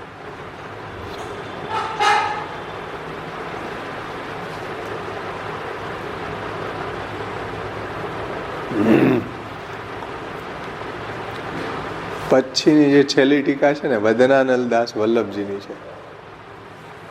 વદનાનલદાસ વલ્લભજી છે ને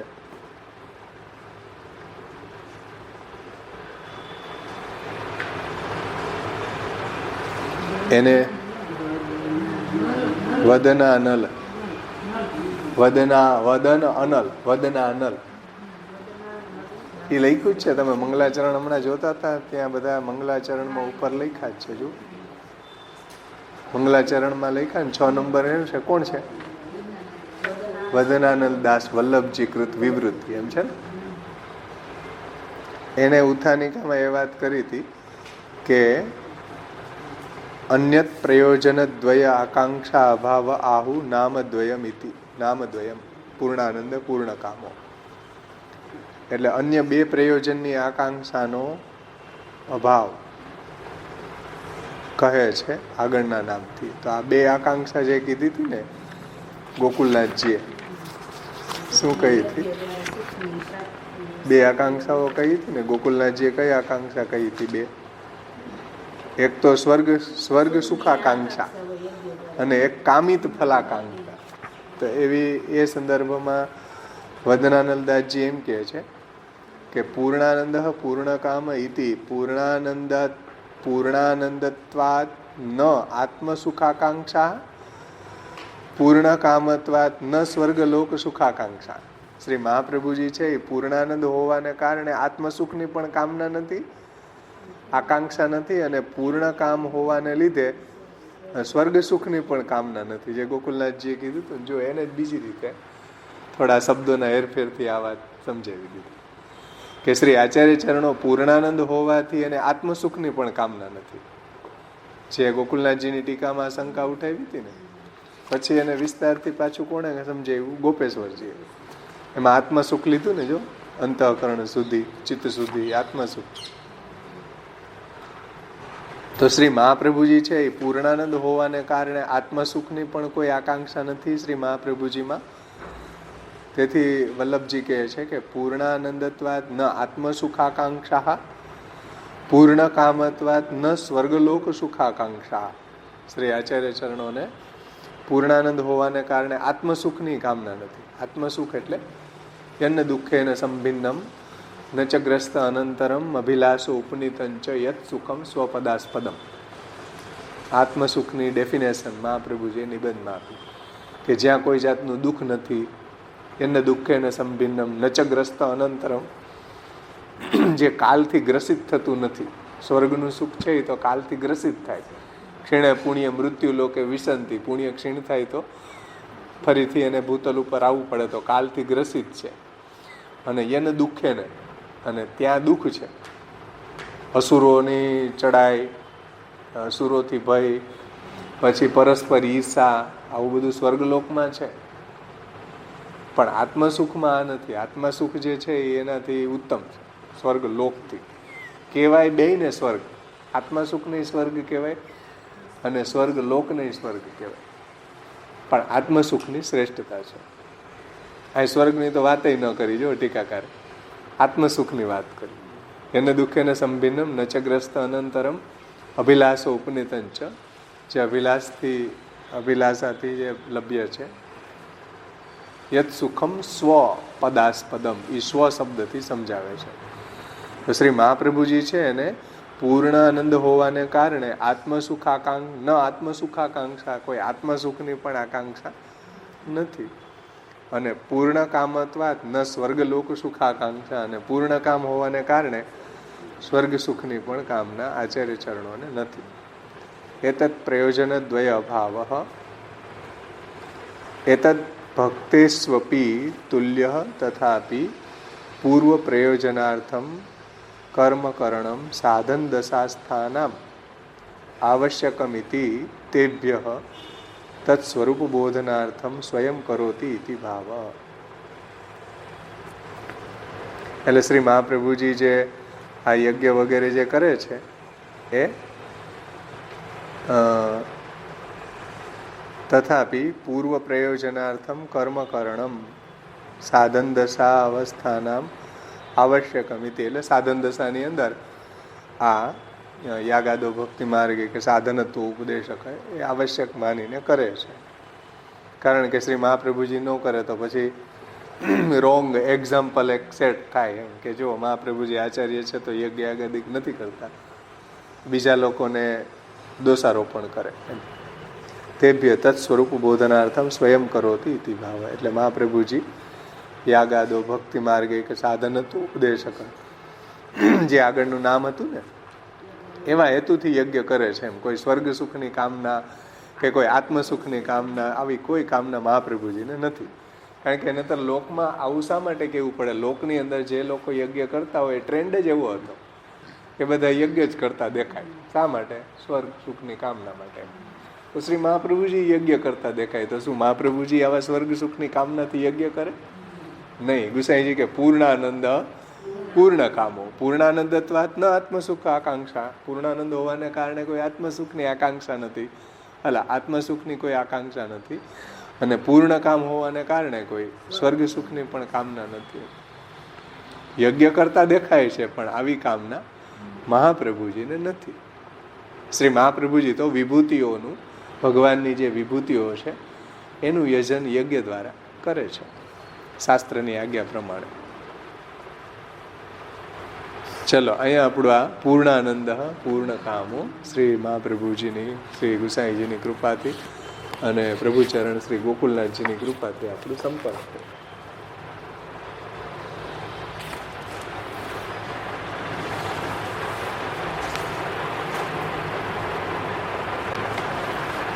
તો આપણા મહાપ્રભુજી પૂર્ણાનંદ ને પૂર્ણ કામ છે અને આપણને પણ એવી પ્રેરણા આપે છે અને આપણને પણ એ આનંદ થી આપ્લાવિત કરે છે. અને આવું આનંદરૂપી ફલ પ્રાપ્ત થવું તો કોઈને મળતું નથી. આ તો બધું બહુ ક્લિષ્ટ છે. આ તો કૃપૈક લભ્ય છે, સાધને સાધ્ય આ ફલો નથી. એમ સાધનિક લભ્ય નથી. સમજમાં આવ્યું ને? અહીંયા આપણે આ બે નામ રાખીએ. હવે આપણે આ બે નામના કીર્તનનો અર્થ જોઈ લે અને પછી કીર્તનનું આપણે ગાન કરશું. બે નામ જે છે પૂર્ણાનંદ પૂર્ણ કામો, એના અર્થ જોઈ લે બે જે પાછળ એમાં કીર્તન આપ્યા જો એ પુસ્તકની અંદર આપ્યા છે. આ જે ટીકા ઝેરોક્ષ કરાય ને એમાં આપ્યા પાછળ.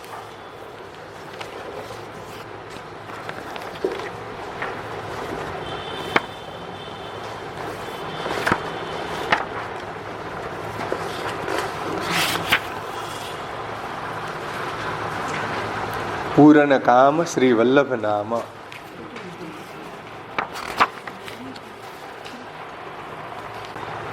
આ બધા કીર્તનો જે છે એ ગોવિંદદાસજીએ પ્રગટ કર્યા છે. ગુસાઈજીના સેવક ગોવિંદદાસ. ગુસાઈજીએ જ્યારે સર્વોત્તમ સ્તોત્ર પ્રગટ કર્યું તો ગોવિંદદાસજીએ એક એક નામના ગેય રૂપમાં ટીકા લખી, કીર્તનના રૂપમાં ટીકા લખી. આપણે જેમ ગોકુલનાથજીની ને ગોપેશ્વરજીને રઘુનાથજીની ટીકા જોઈ, એવી જ રીતના શ્રી ગોવિંદદાસ જે શ્રી ગુસાઈજીના સેવક હતા એણે કીર્તનના રૂપમાં ટીકા લખી એક એક નામોની. હવે શ્રી ગોવિંદદાસજી કહે છે પૂર્ણાનંદ યથારથ નામ. શ્રી આચાર્ય ચરણોનું જે નામ છે પૂર્ણાનંદ છે, યથાર્થ જ છે. સમજો, પૂર્ણાનંદ નામ છે યથાર્થ નામ, યથાર્થ જ છે. કારણ કે મહાપ્રભુજી કૃષ્ણાસ્ય છે, સાક્ષાત વસ્તુતઃ કૃષ્ણ જ છે, સાક્ષાત પરબ્રહ્મ છે. નિખિલ બુદ્ધજના ગોકુલેશમ ભજનતે, સાક્ષાત ગોકુલેશ જ મહાપ્રભુજીના રૂપમાં પ્રગટ્યા છે. તો પૂર્ણાનંદ યથારથ નામ. આનંદ પૂર્ણ કિએ નિજજન સબ, શ્રી વલ્લભ રૂપ પરમ અભિરામ. શ્રી આચાર્ય ચરણો કેવા છે કે આનંદ પૂર્ણ હોવાને કારણે નિજજનોને પણ પરિપૂર્ણ કરે છે. પોતે પૂર્ણાનંદ છે તો એના જે નિજજનો છે, ભક્તો છે, એ પણ એવા આનંદથી પરિપૂર્ણ થઈ જાય છે. એવા શ્રી મહાપ્રભુજીનું સ્વરૂપ પરમ અભિરામ છે. જેવા ઠાકોરજી છે એવા શ્રી મહાપ્રભુજી છે. શ્રી વલ્લભ પરમ અભિરામ મનવાંછિત ફલ દેત કૃપાનિધિ. શ્રી મહાપ્રભુજી કેવા છે કે બધા નિજજનોને મનવાંછિત ફલ આપે છે. જુઓ, ટીકામાં આવ્યું ને, હમણાં જ આવ્યું. કોણે કીધું? વલ્લભજી. વલ્લભજી આ વાત કરીને કે કદાચિત ભક્તાનામ કામના વિશે છે કર્મ કરણ સંભવે સ્વે નૈવ તત્પૂર્ણમ છે ને. ગોવિંદદાસજીએ જે ટીકા કીર્તનના રૂપમાં લખી, પણ બધા ટીકાઓનું સાર છે કે મનવાંછિત ફલ દેત કૃપાનિધિ. શ્રી મહાપ્રભુજી કૃપાનિધિ છે, કૃપાના સાગર છે, અને નિજજનોને મનવાંછિત ફલ પ્રદાન કરે છે. કે નિજજનોને જેવી કામના હોય એવું વાંછનીય ફલ દાન કરે છે શ્રી મહાપ્રભુજી. એટલે ઘણા સેવકો આવ્યા કે ભાઈ અમને ઠાકોરજીની સેવા નથી કરવી, આપને ચરણ કમળ પધરાવી દે. તો શ્રી મહાપ્રભુજી કુમકુમથી પોતાના ચરણ કમળ છે વસ્ત્રમાં છાપી અને એને પધરાવી દે છે. ક્ષત્રાણીને પધરાવી દીધા ને. કેમ? મનવાંછિત ફલ દેત સંબંધ. મહાપ્રભુજી એવા દયાળુ છે કે એવા મનવાંછિત ફલનું દાન કરે છે. કોઈ ભગવત ભક્ત છે એને લીલાનું દર્શન કરવું હતું તો બધાને નિત્ય લીલાના દર્શન કરાવ્યા. કૃષ્ણદાસ મેઘનની કામના હતી કે લીલા સામગ્રીના દર્શન કરવા, તો શ્રી મહાપ્રભુજીએ કૃષ્ણદાસ મેઘનને વ્રજમાં ત્યાં ગિરિકંદરામાં લીલા સામગ્રીના દર્શન કરાવ્યા. તો મનવાંછિત ફલ દેત કૃપાનિધિ ઐહિક આમુસ્મિક સબ કામ. એટલે ઐહિક અને આમુસ્મિક એટલે આલોક અને પરલોકના બધું ફલ મહાપ્રભુજી નિજજનોને આપે છે. આલોકની અંદર પણ ભગવદ આનંદ, ભગવત સેવા, અલૌકિક આનંદ આપે છે, અને આમુસ્મિક પરલોકની અંદર પણ એને એવા ફલનું દાન શ્રી મહાપ્રભુજી કરે છે. આલોકમાંય અને પરલોકમાં, બે લોકમાં એને એવું ફલદાન આચાર્ય ચરણો કરે છે. સમજમાં આવી ને વાત? બીજા દેવી દેવતાઓ છે એ તમને આ લોકનું ફલ આપે કે આ લોકમાં તમને ધન ઇત્યાદિ આપે, પણ પરલોકનું ફલ ન આપે. પણ શ્રી મહાપ્રભુજી તો એવા છે કે ઐહિક અને આમુસ્મિક, આ લોક અને પરલોક બધા ફલો અલૌકિક ફલો આપે છે. આ લોકમાં અલૌકિક ફલ આપે છે અને પરલોકમાં એવું અલૌકિક ફલ આપે છે. બધી કામનાઓને પૂર્ણ કરે છે.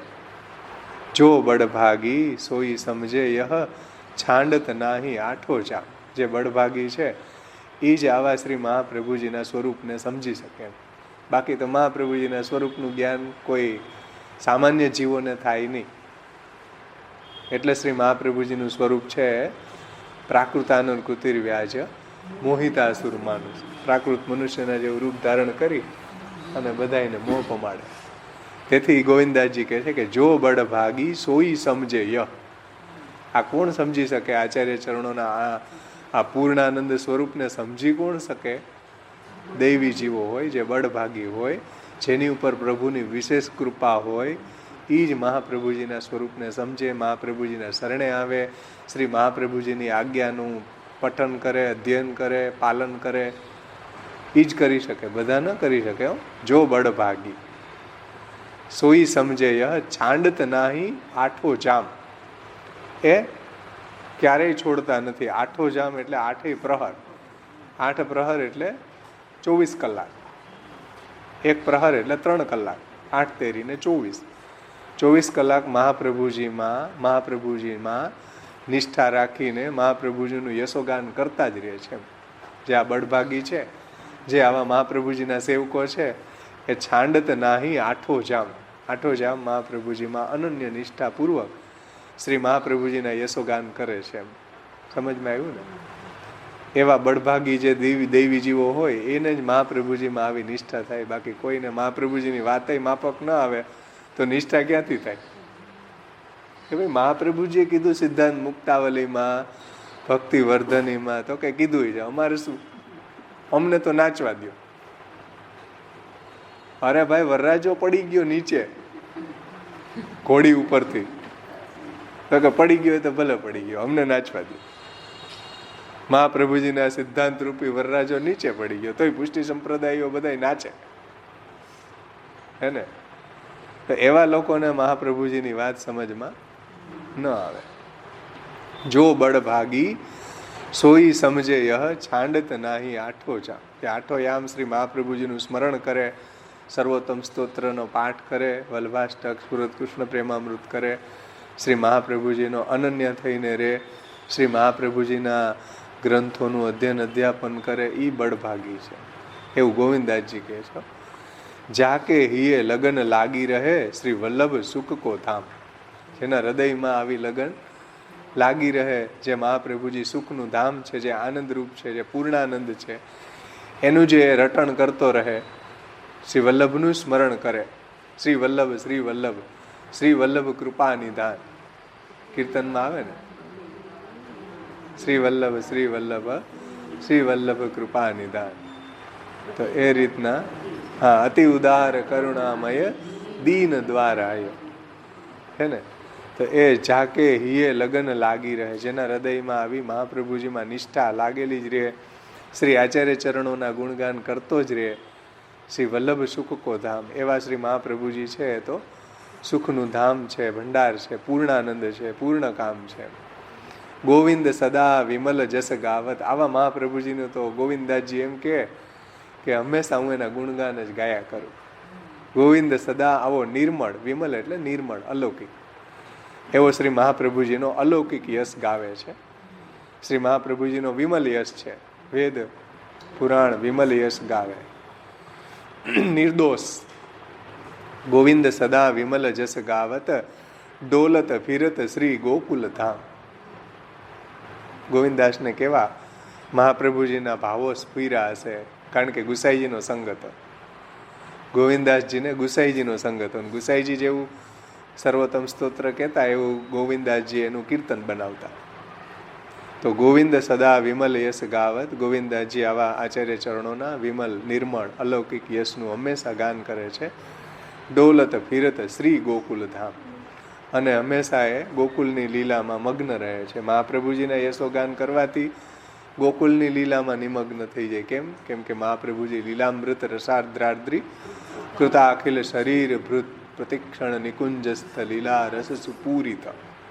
તો નિજજનો એનો સંગ કરે તો એને કંઈક મહાપ્રભુજીના સંગથી, જેવા મહાપ્રભુજી હોય, જે મહાપ્રભુજી લીલા રસમાં નિમગ્ન હોય, એવી અનુભૂતિ એના નિજજનોને પણ થાય. સમજમાં આવી ને?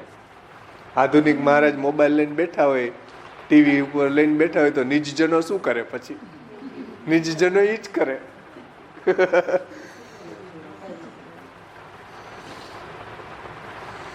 એવું અહીંયા નથી. ગોવિંદદાસ તો એમ કહે છે કે સદા વિમલ યશ ગાવત. આચાર્ય ચરણોનો હંમેશા વિમલ યશ ગાવે છે.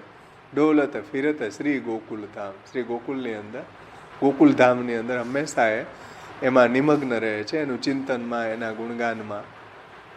અને આવો લીલાનો અનુભવ એ મહાપ્રભુજીના વિમલ યશ ગાવાથી થાય છે. કે મહાપ્રભુજીના આવા વિમલ યશ ગાવાવાળાને પછી ડોલત ફિરત શ્રી ગોકુલધામ, શ્રી ગોકુલધામમાં હંમેશા એ ડોલે છે, એમાં એ વિચરણ કરે છે, ભગવાનની લીલાઓનું દર્શન કરે છે વગેરે. આવા પૂર્ણાનંદ યથાર્થ નામ, શ્રી મહાપ્રભુજીનું આવું પૂર્ણાનંદ નામ છે એ યથાર્થ છે. કારણ કે જેવા કૃષ્ણ છે પૂર્ણાનંદ, એવા શ્રી આપણા આચાર્ય ચરણો છે, એવા જ મહાપ્રભુજી છે, એવું ગોવિંદાસજી કહે છે. જો આ ટીકા અલગ છે, કીર્તનના રૂપમાં ટીકા. ગોવિંદાસજીની ટીકા કીર્તનના રૂપમાં ગેય. હમણાં આપણે ગાશું 2 કીર્તન, પૂર્ણાનંદ અને પૂર્ણકામ. ત્યાર પછીનું નામ છે પૂર્ણકામ. પૂર્ણકામ શ્રી વલ્લભ નામ. શ્રી મહાપ્રભુજીનું નામ જ પૂર્ણકામ છે. તો મહાપ્રભુજી તો પૂર્ણકામ હોય જ કૈમુતિક ન્યાયથી. કે શ્રી મહાપ્રભુજીનું નામ લેવાવાળા જે છે એ પણ એવા પૂર્ણકામ બની જાય. શ્રી મહાપ્રભુજીનું નામ પણ પૂર્ણકામ છે, એટલે કે કામનાને પૂર્ણ કરે છે. મહાપ્રભુજીનું નામ પણ પૂર્ણ કામ છે. નખ શિખ સુંદર સુભગ મૂર્તિ કો નિરખું આઠો જામ. આવા નખથી શીખ પર્યંત જે સુંદર છે, અંગ અંગ પ્રતિ ભાવન કે ભૂષણ, વૃંદાવન સંપત્તિ અંગ અંગે શ્રીમદ વલ્લભ રૂપ સુરંગ. એવા આચાર્ય ચરણો છે કે નખ શિખ સુંદર સુભગ મૂર્તિ. સુંદર એટલે અંગ અંગ પ્રતિ ભાવન કે ભૂષણ. શ્રી ભાગવત પ્રતિપદ મણિવર ભાવાંશુ ભૂષિતા મૂર્તિ. એવી મૂર્તિ છે મહાપ્રભુની છે. એક એક અંગની અંદર ભગવદ લીલાના સાગર ઉછળી રહ્યા છે, એવું ગોવિંદાસજી કહે. નખશિખ સુંદર એટલે કોઈ ભૌતિક સૌંદર્યની આ વાત નથી હો. આ તો કોઈ દિવ્ય સૌંદર્ય છે, ભગવદ લીલાનું સૌંદર્ય છે, ભાગવતનું સૌંદર્ય છે, જે આચાર્ય ચરણોમાં બિરાજે છે. કે સ્ફુરત કૃષ્ણ પ્રેમામૃતમ રસભરેણ અતિ ભરિતા વિહારાન કુર્વાણા વ્રજપતિ વિહારાબ્ધિષુ સદા પ્રિયા ગોપી ભર્તૃ સ્ફુરતુ સતતમ વલ્લભૈતી. તો એવા મહાપ્રભુજી નખશિખ સુંદર સુભગ મૂર્તિ છે. સુભગ છે એટલે સુભગ, ભગ એટલે ગુણો થાય, ઐશ્વર્ય, વીર્ય, યશ્રી, જ્ઞાન, વૈરાગ્ય. જેમ ભગવાન છે સુભગ, એમ શ્રી મહાપ્રભુજી પણ એવા સુભગ મૂર્તિ છે, એવા ઐશ્વર્યાદિ ગુણોથી સંપન્ન છે.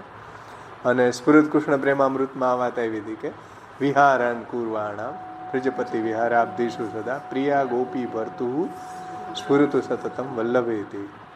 સ્ફુરત કૃષ્ણ પ્રેમામૃતમ રસભરેણ અતિ ભરિતા. સુભગ મૂર્તિ સકરુણા. તો એવી સુભગ મૂર્તિ છે આચાર્ય ચરણો. નિરખ હું આઠો જામ. હંમેશા હું એને આઠો જામ એટલે 8 24 કલાક. એક યામ એટલે 3 કલાક. આઠો જામ એટલે રાત દિવસ. આવા શ્રી મહાપ્રભુજીના સ્વરૂપમાં હું નિમગ્ન રહું, એને હું હંમેશા નિહાળતો રહું. એવું અહીંયા ગોવિંદાજી કહે છે. નિરખ હું આઠો જામ. જે સુભગ મૂર્તિ છે એ તો જેના મહાપ્રભુજીના દર્શન જેને ત્યાં હશે એને જ આ સ્વરૂપ, એ જ આની ધડકન સમજી શકે. અને વાણીથી આપણે વર્ણન ન કરી શકીએ. હમણાં ઠાકોરજીનું પ્રાગટ્યનો પ્રસંગ ચાલે ભાગવતમાં, તો તમ અદ્ભુતમ બાલકમ, આવું અદ્ભુત બાલક પ્રગટ થયું. ત્યાં મહાપ્રભુજી સુબોધનીજીમાં વર્ણન કરે કે આવું સ્વરૂપ છે, એનું કોઈ વાણીથી વર્ણન ન થઈ શકે. એ તો જેને દર્શન થયું હોય એ જ એને જે આનંદ થયો હોય એ સમજી શકે. બાકી વાણીથી આપણે એનું વર્ણન કેમ કરી શકીએ? ઇમ્પોસિબલ. વાણીથી એનું વર્ણન થઈ શકે નહીં. અનુભવૈક ગમ્ય છે. એમ મહાપ્રભુજીનું સ્વરૂપ પણ અનુભવૈક ગમ્ય છે. જેમ ઠાકોરજીનું સ્વરૂપ અનુભવૈક ગમ્ય છે, એમ શ્રી આચાર્ય ચરણોનું સ્વરૂપ પણ અનુભવૈક ગમ્ય છે. એ તો જે એના ભગવદીઓને જે દરસ પરસ ગિરિધર ઝૂકી ન્યાય એન મેન બ્રજરાજ ઉચ્છંગે શ્રીમદ વલ્લભ રૂપ સુરંગે. પદ્મનાભદાસજીને આચાર્ય ચરણોના સ્પર્શ કરતી વખતે એવું લાગે કે દરસ પરસ ગિરિધર ઝૂકી ન્યાય. એનું દર્શન, એનો સ્પર્શ જાણે કે ગિરધરનો દર્શનને સ્પર્શ કરતા હોય એવી ફિલિંગ પદ્મનાભદાસજીને થાય. દરસ પરસ ગિરધર ઝૂકી ન્યાય. ન્યાય એની જેમ જેમ તમે ઠાકોરજીનો સ્પર્શ કરતા હોય એવો મહાપ્રભુજીનો સ્પર્શ લાગે. એવું દર્શન જેમ ઠાકોરજીનું કોઈ કરતા હોય એવું દર્શન શ્રી મહાપ્રભુજીનું લાગે. એવું પદ્મનાભ દેખે બની આવે સુધી રહી રાસ રસાલ ભ્રૂ ભંગે શ્રીમદ વલ્લભ રૂપ સુરંગે. અદ્ભુત વર્ણન પદ્મનાભદાસજીએ કર્યું છે. જે ગોવિંદદાસજી અહીંયા કરે છે કે નખ શિખ સુંદર સુભગ મૂર્તિ નિરખ હું આઠો જામ સુર નર મુનિજન દિવી ભુવી પાતાલ મેં ન આવે કૌ સમાન. કેટલી મીઠી વાત કહે છે ગોવિંદાજી કે સૂર દેવતાઓ, સુર નર, મુનિ, સનતકુમારો, મુનિજનો અને જેટલા બી મોટા મોટા છે બ્રહ્માદિ દેવો ઇત્યાદિ પણ દિવી એટલે સ્વર્ગમાં, ભુવી એટલે ભૂલોક ઉપર, પાતાલ મેં એટલે પાતાળમાં એટલે ત્રણેય લોકમાં. દેવી ભુવી પાતાલ મેં એટલે સ્વર્ગ ઉપર, સ્વર્ગમાં, ભુવીમાં, ભૂતલ ઉપર અને પાતાળમાં ન આવે કોઈ સમાન. મહાપ્રભુજીનું સ્વરૂપની સમાન કોઈ આવી જ ન શકે. કોઈ છે જ નહીં તો ક્યાંથી આવે? કોઈ મહાપ્રભુજીના જેવું શ્રી ગુસાઈજી એમ કહેતા હોય કે શ્રી વલ્લભ નામ ધ્યેય સદૃશો ભાવિન ભૂતો અસ્ત્યપી. મહાપ્રભુજી જેવું કોઈ છે નહીં, થયું પણ નથી ને થશે નહીં. એટલે ગોવિંદાસજી કહે છે કે સુર નર મુનિજન દિવી ભુવી પાતાલ મેં ન આવે કૌ સમાન. કોઈ આચાર્ય ચરણોનું સમાન ભૂતલ ઉપરય નથી, પાતાળમાંય નથી અને સ્વર્ગલોકમાંય નથી. કોઈ સુર નર કે કોઈ મુનિ કે કોઈ દેવતાઓ. સુર એટલે દેવતાઓ, સમજો. દેવતા નર એટલે મનુષ્યો પણ નથી. મુનિ મનિજનોમાંથી કોઈ નથી. સમજ ને? દેવતાઓમાંથી બ્રહ્માદિ, શિવજી ઇત્યાદિ દેવો પણ નથી. નરમાંથી પણ કોઈ નથી અને મુનિઓમાંથી પણ કોઈ નથી. દેવી ભૂવી પાતાળમાં ત્રણેય લોકની અંદર કોઈ એવું નથી કે જે આપણા આચાર્ય ચરણોની સમાન હોય. હા, ગોવિંદાસજી કહે છે. છતાંય ઘણા મૂર્ખાઓ તો કહેતા જ હોય કે તમે વલ્લભ, સાક્ષાત વલ્લભ. એ સાક્ષાત વલ્લભ આવ્યા ક્યાંથી? ગોવિંદાસજી તો એમ કે હોય જ નહીં. ગુસાઈજી એમ કે હોય જ નહીં. ભાવિને ભૂતો અસ્ત્યપી. અને અત્યારે સાક્ષાત વલ્લભ આધુનિક મહારાજોને કેવા, એ મહાપ્રભુજીનું અપમાન છે. એટલે હરિરાયજી શિક્ષાપત્રમાં એક જગ્યાએ કહે છે કે શ્રીમદાચાર્યાન તત્પુત્રાન હિત્વા સ્વસ્વામિની રપી તત્તુલ્ય બુદ્ધ્યા નાશ. શ્રીમદ આચાર્યજી તત્પુત્રાન એટલે ગુસાઈજી, ગોપીનાથજી, હિત્વા સ્વસ્વામિની રપી અને શ્રી યમુનાજી અને વ્રજભક્તો આની સમાન ભૂતલ ઉપર કોઈનામાં બુદ્ધિ ન રાખવી. તત્તુલ્ય બુદ્ધ્યા નાશ. આની બુદ્ધિ ભ્રષ્ટ થઈ ગઈ. કે કોઈને મહાપ્રભુજી કહે કે કોઈને ગુસાઈજી કહે કે કોઈને યમુનાજી કહે કે કોઈને વ્રજભક્તો કહે, આની બુદ્ધિ ભ્રષ્ટ થઈ ગઈ એમ સમજવું. હરિરાયજી શિક્ષાપત્રમાં આજ્ઞા કરે. શ્રીમદ આચાર્ય જાનિતમ પરમ તત્વમ યશોદોત્સંગ લાલિતમ. હા, એક લીટી ભૂલાઈ ગઈ હજી. જાની પરમ તત્વમ યશોદોત્સંગ લાલિતમ શ્રીમદાચાર્યન તત્પુત્રાન હિત્વાત સ્વત સ્વામિની રપી તત્તુલ્ય બુદ્ધ્યા નાશા. ઠાકોરજીની સમાન કોઈ કે, કોઈને ઠાકોરજી કે તો એની બુદ્ધિ ભ્રષ્ટ થઈ ગઈ એમ સમજવું. હરિરાયજી એમ. ગોપેશ્વરજી ટીકામાં આજ્ઞા કરે કે એને આસુરા વેસી જાણવું. આધુનિક ભૂતલ ઉપરના કોઈ બી વ્યક્તિને કોઈ ઠાકોરજી કહે, કોઈ યમુનાજી કહે કે કોઈ વ્રજભક્તોની ઉપમા આપે, આ બધાની બુદ્ધિ ભ્રષ્ટ થઈ ગઈ છે. યશોદોત્સંગ લાલિતની કોઈ એની તુલના હોય જ નહીં. પરબ્રહ્મ તું કૃષ્ણ હોય. સમજમાં આવી ને? કોઈ પરબ્રહ્મ હોય જ ન શકે. શ્રી મહાપ્રભુજી તો ત્યાં સુધી કહે કે વ્રજભક્તોય નથી. વ્રજભક્તોને કૃષ્ણ રૂપા બની ગયા છે. જે મહાપ્રભુજીએ કીધું કે લિંગેન ચ ગુણેન ચ ન તારતમ્યમ સ્વરૂપે દેહે વા ક્રિયાસુ વા પુષ્ટિ પ્રવાહ મર્યાદા કે લિંગથી, ગુણથી, સ્વરૂપથી કોઈ ભેદ નથી ભગવાનમાં અને ભક્તોમાં. છતાંય જગત કર્તૃત્વ વગેરે સામર્થ્ય કંઈ ભક્તોમાં આવતી નથી કે આ બ્રહ્માંડનું સૃજન કરવાનું. કોઈ તો ભાવના છે કે ભગવાનનું ભજન કરતાં કરતાં કીટ ભ્રમર ન્યાયથી ભગવદ રૂપ બની ગયા. એની ભક્તિ એવી ટોપ મોસ્ટની હતી વ્રજ ભક્તોની કે એવા બની ગયા. પરંતુ પરબ્રહ્મ બની ગયા એવું તો કહી ન શકાય. જગત કર્તૃત્વ વગેરે સામર્થ્ય એમાં આવતી નથી. સમજમાં આવી વાત? એટલે પરબ્રહ્મ જે છે એની સમાન તો કોઈ છે જ નહીં દુનિયાની ક્યાંય વર્લ્ડમાં. અહમ એવાસમ એવાગ્રે નાન્ય દ્યસદસત પરમ પશ્ચાદ અહમ યદેતશ્ચ યોવ શિષ્યત સોસ્મી હમ. પરબ્રહ્મ પહેલા એક જ હતા, એમાંથી આ બધું પ્રગટ થયું. જળ, જીવ, ચેતન બધું, પ્રકૃતિ, પુરુષ. પછી જ્યારે ભગવાન આ બધી લીલાનું સમાપન કરશે જે દિવસ, ત્યારે બધું પાછું ભગવાનમાં સમાઈ જશે. ત્યારે યો અવશિષ્યત સોસ્મી હમ, ત્યારે એકમાત્ર ભગવાન જ બિરાજ છે. એટલે પરબ્રહ્મની ઉપમા તો કોઈને આપી જ ન શકાય.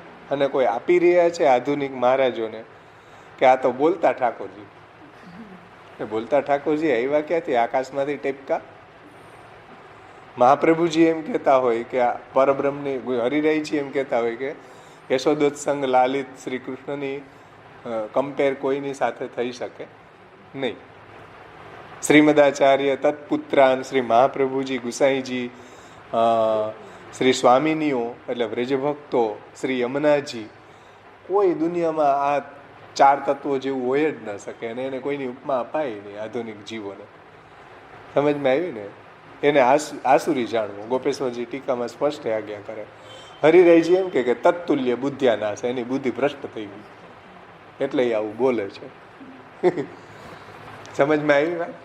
એ વાત અહીંયા ગોવિંદાસજી કહે છે કે સુર નર મુનિ જન દેવી દીવી ભુવી પાતાલ મેં ન આવે કૌ સમાન. મહાપ્રભુજીની સમાન કોઈ આવી ન શકે. કારણ કે શ્રી મહાપ્રભુજી સાક્ષાત પુરુષોત્તમ છે, સાક્ષાત પરબ્રહ્મ જ પ્રગટા છે, સાક્ષાત ગોકુલેશ પ્રગટા છે. એટલે ક્યારેય પણ આધુનિક જે બી ભક્તો હોય કે મહારાજો હોય કે જે બી હોય એની અંદર ક્યારેય આ ચાર તત્વોની ઉપમા આપણે ન આપી શકાય કે આ તો બોલતા ઠાકોરજી છે, કે આ તો વલ્લભ છે, આ તો યમુનાજી છે. ઘણા બેટી જીવોને યમુનાજી કહેતા હોય. રૂવાડું નથી ને યમુનાજી ક્યાંથી હોય? યમુનાજીનું રૂવાડું નથી. તો આ જે તત્વો છે, જાનિતમ પરમ તત્વમ યશોદોત્સંગ લાલિતમ, એની કોઈ દિવસ કોઈને ઉપમા ન અપાય. સુર નર મુનિજન દિવી ભુવી પાતાલ મેં ન આવે કૌ સમાન. કોઈ એની સમાન ન આવી શકે. કારણ કે ગુસાઈજીએ જ કહી દીધું છે કે શ્રીમદ વલ્લભ નામ ધેય સદૃશો ભાવિન ભૂતોસ્તે માયાવાદી કરીન્દ્ર દર્પ દલનેના સેન્દુ રાજોદગત શ્રીમદ ભાગવતાખ્ય દુર્લભ સુધા વર્ષેણ વેદોક્તિભી રાધા વલ્લભ સેવયા તદુચિત પ્રેમણોપદેશૈરપી શ્રીમદ વલ્લભ નામ ધેય સદૃશો ભાવિન ભૂતોસ્ત્યપી. શ્રી આચાર્ય ચરણો જેવું કોઈ છે નહીં, થયું નથી અને થશે પણ નહીં. દૈવી સૃષ્ટિ ઉદ્ધારણ પ્રગટે નિર્ભય દીને દાન. કેટલી સુંદર વાત ગોવિંદાજી કરે છે. દૈવી સૃષ્ટિના ઉદ્ધાર કરવા માટે આપનું પ્રાગટ્ય ભૂતલ ઉપર થયું છે, જેને ગુસાઈજી કહે છે દૈવોદ્ધાર પ્રયત્નાત્મા. દૈવી સૃષ્ટિ ઉદ્ધારણ પ્રગટે નિર્ભય દીને દાન. અને બધાને ભક્તોને આવા નિર્ભય બનાવી દીધા. નિર્ભયતાનું દાન કર્યું. અને નિર્ભયતા છે એ ભક્તિની પહેલી ડિમાન્ડ છે. ભક્તિની પહેલી શરત નિર્ભયતા છે. નિર્ભય માણસ જ ભક્તિ કરી શકે. ભયભીત માણસ છે એ કોઈથી ભક્તિ કરી શકે નહીં. અને ભયથી જે ભક્તિ કરતા હોય એનો નાશ થાય. કારણ કે અજ્ઞશ્ચ અશ્રદ્ધ દાનશ્ચ સંશયાત્મા વિનશ્યતિ. સમજમાં આવ્યું ને? એટલે ભક્તિમાં પહેલા નિર્ભયતા જરૂરી છે. અને આવી નિર્ભયતા મહાપ્રભુજીના ચરણ કમળના આશ્રય વગર નો આવે ને નો આવે. મહાપ્રભુજીની વાણી વગર નિર્ભયતા નો આવે ને નો આવે. ભલે 50 વર્ષથી સેવા કરતા હોય પણ કોઈ મહારાજ આવે તો એને ભય પમાડી જાય. સમજમાં આવી ને વાત? નિર્ભયતા મહાપ્રભુજીની વાણીથી, મહાપ્રભુજીની કૃપાથી જ આવી શકે. બાકી નિર્ભયતા ન આવે ભક્તિ માર્ગમાં. ભયભીત થઈને જ બધા લોકો સેવા કરતા હોય છે. અને ખાસ કરીને મહારાજો એને ભય પમાડી દે કે આટલી અપરસ નથી, આવી મેન મરજાદ નથી, આવા રાગભોગ શૃંગાર નથી, ટીકડું નથી, પૂછડું નથી, આ નથી, તે નથી. એટલે ઓલો બિચારો ભયભીત થવા માંડે. આવી રીતના ભય પમાડવો, એ ભજન શું કરે? આવા ભયભીત માણસ એન્જોય જ ન કરી શકે ઠાકોરજીને. ભયભીત માણસ છે, ભયભીત માણસ ભોજન કરે ને તો ભોજન નહીં ન માણી શકે, તો ભગવાનને ક્યાંથી માણી શકે? ભયભીત માણસ કોઈ ભોગને એન્જોય ન કરી શકે. સમજમાં આવી ને વાત? તો મહાપ્રભુજીએ નિર્ભય દીને દાન, આવા નિર્ભય ભક્તોને બનાવી દીધા. સમજો, આજે આપણને બહુ એટમોસ્ફિયર આપણું જુઓ તો બહુ સારું છે કે આપણને તિલક કરીને બાયણે જઈ શકીએ, આપણે ભક્તિ કરીએ, કોઈ આપણને રોકી ન શકે, કોઈ આપણા ઘરની અંદર તપાસ ન કરી શકે. મહાપ્રભુજીના વખતમાં, ગુસાઈજીના વખતમાં, ગોકુલનાથજીના વખતમાં મોમેડિયન સામ્રાજ્ય હતું. મહાપ્રભુજીના વખતમાં ક્રુઅલ રાજા હતો Sikandar Lodhi. On the spot ગરદનથી ધડ નોકું જ થઈ જાય, આટલો ક્રુઅલ રાજા હતો ત્યારે. એવી કન્ડિશનમાં મહાપ્રભુજીએ ભૂવી ભક્તિ પ્રચાર કર્યો. ભક્તિ માર્ગાબ્જ માર્તંડા. આપણને રોમાંચ થાય કે આજે કોઈ આપણો ભાવ ન પૂછે, તિલક કરીને ગમે ત્યાં આપણે જાય, આપણે ઘરમાં સેવા કરીએ ને પખાવજ વગાડીએ ને જાંજ વગાડીએ. એમ ત્યારે એ પોસિબલ નહોતું મોમેડિયન સામ્રાજ્યમાં. એવી કન્ડિશનમાં મહાપ્રભુજી પ્રગટ થયા. આટલી ભયાનક હાલત હતી ભારતની. આવા બધા મોમેડિયન સામ્રાજ્યો હતા ત્યારે બધી જ જગ્યાએ, આખા ઇન્ડિયામાં. અને એમાં ભક્તિનો પ્રચાર કરવો એટલે સમજ આવે છે? મહાપ્રભુજીને કેટલી સ્ટ્રગલ કરવી પડી હશે. આવી પરિસ્થિતિમાં ભક્તિનો પ્રચાર કેમ કરવો? આ બધી બાજુ મોમેડિયન લોકો. એટલે મહાપ્રભુજી કહે છે કે મ્લેચ્છા ક્રાંતેષુ દેશેષુ પાપૈક નિલીયેષુ છે સત્પીડા વ્યગ્ર લોકેષુ. સત્પીડાઓને સત્પુરુષોને વ્યગ્ર પીડા થતી હતી. કૃષ્ણ એવ ગતિર્મો. આવી કન્ડિશનમાં મહાપ્રભુજીએ ભક્તિનો પ્રચાર કર્યો. ગુસાઈજીના વખતમાં એવો ક્રિયલ હતો અકબર. સમજો, 7 બાળકો ગોકુલનાથજી વગેરેના વખતમાં હતો. કોણ હતો? જહાંગીર હતો, દારૂડિયો. જહાંગીરે કીધું કે તિલક કંઠી બંધ કરો. ચિદ્રૂપનો જો પ્રસંગ વાંચો ગોકુલનાથજીનું જીવન ચરિત્રમાં આપણે જોયું હતું. આ તિલક કંઠીનો નિષેધ કરી દીધો કે કોઈ તિલક કંઠી પહેરીને નીકળવો જ નહીં. આવી કન્ડિશનમાં આપણા આચાર્યો પ્રગટ થઈને ભક્તિને કેમ પ્રચાર કર્યો હશે? આપણે મોજ મારી અત્યારે, કોઈ આપણો ભાવ ન પૂછે ભક્તિ કરવામાં. ત્યારે એ પરિસ્થિતિ તમે વિચારો કે તિલક કંઠી પહેરવામાં આ પ્રોબ્લેમ ઊભી થતી, કે રાજાની સામે હાજર કરવામાં આવતા, ગાંડા હાથીઓ એની ઉપર છોડવામાં આવતા, કેટલું કષ્ટ આપવામાં આવતું, છુપાઈને લોકો રહેતા, ભક્તિ કરતા. આવી પરિસ્થિતિમાં આપણા આચાર્યોએ બધાને નિર્ભયતા આપી. તો કેવી રીતના આપી છે? નિર્ભય દીને દાન, હે ને? મહાપ્રભુજીએ, ગુસાઈજીએ આવી પરિસ્થિતિમાં બધાને નિર્ભય બનાવ્યા, કૃષ્ણના આશ્રિત કરીને. બધા જો મોગલોનું સામ્રાજ્ય હતું.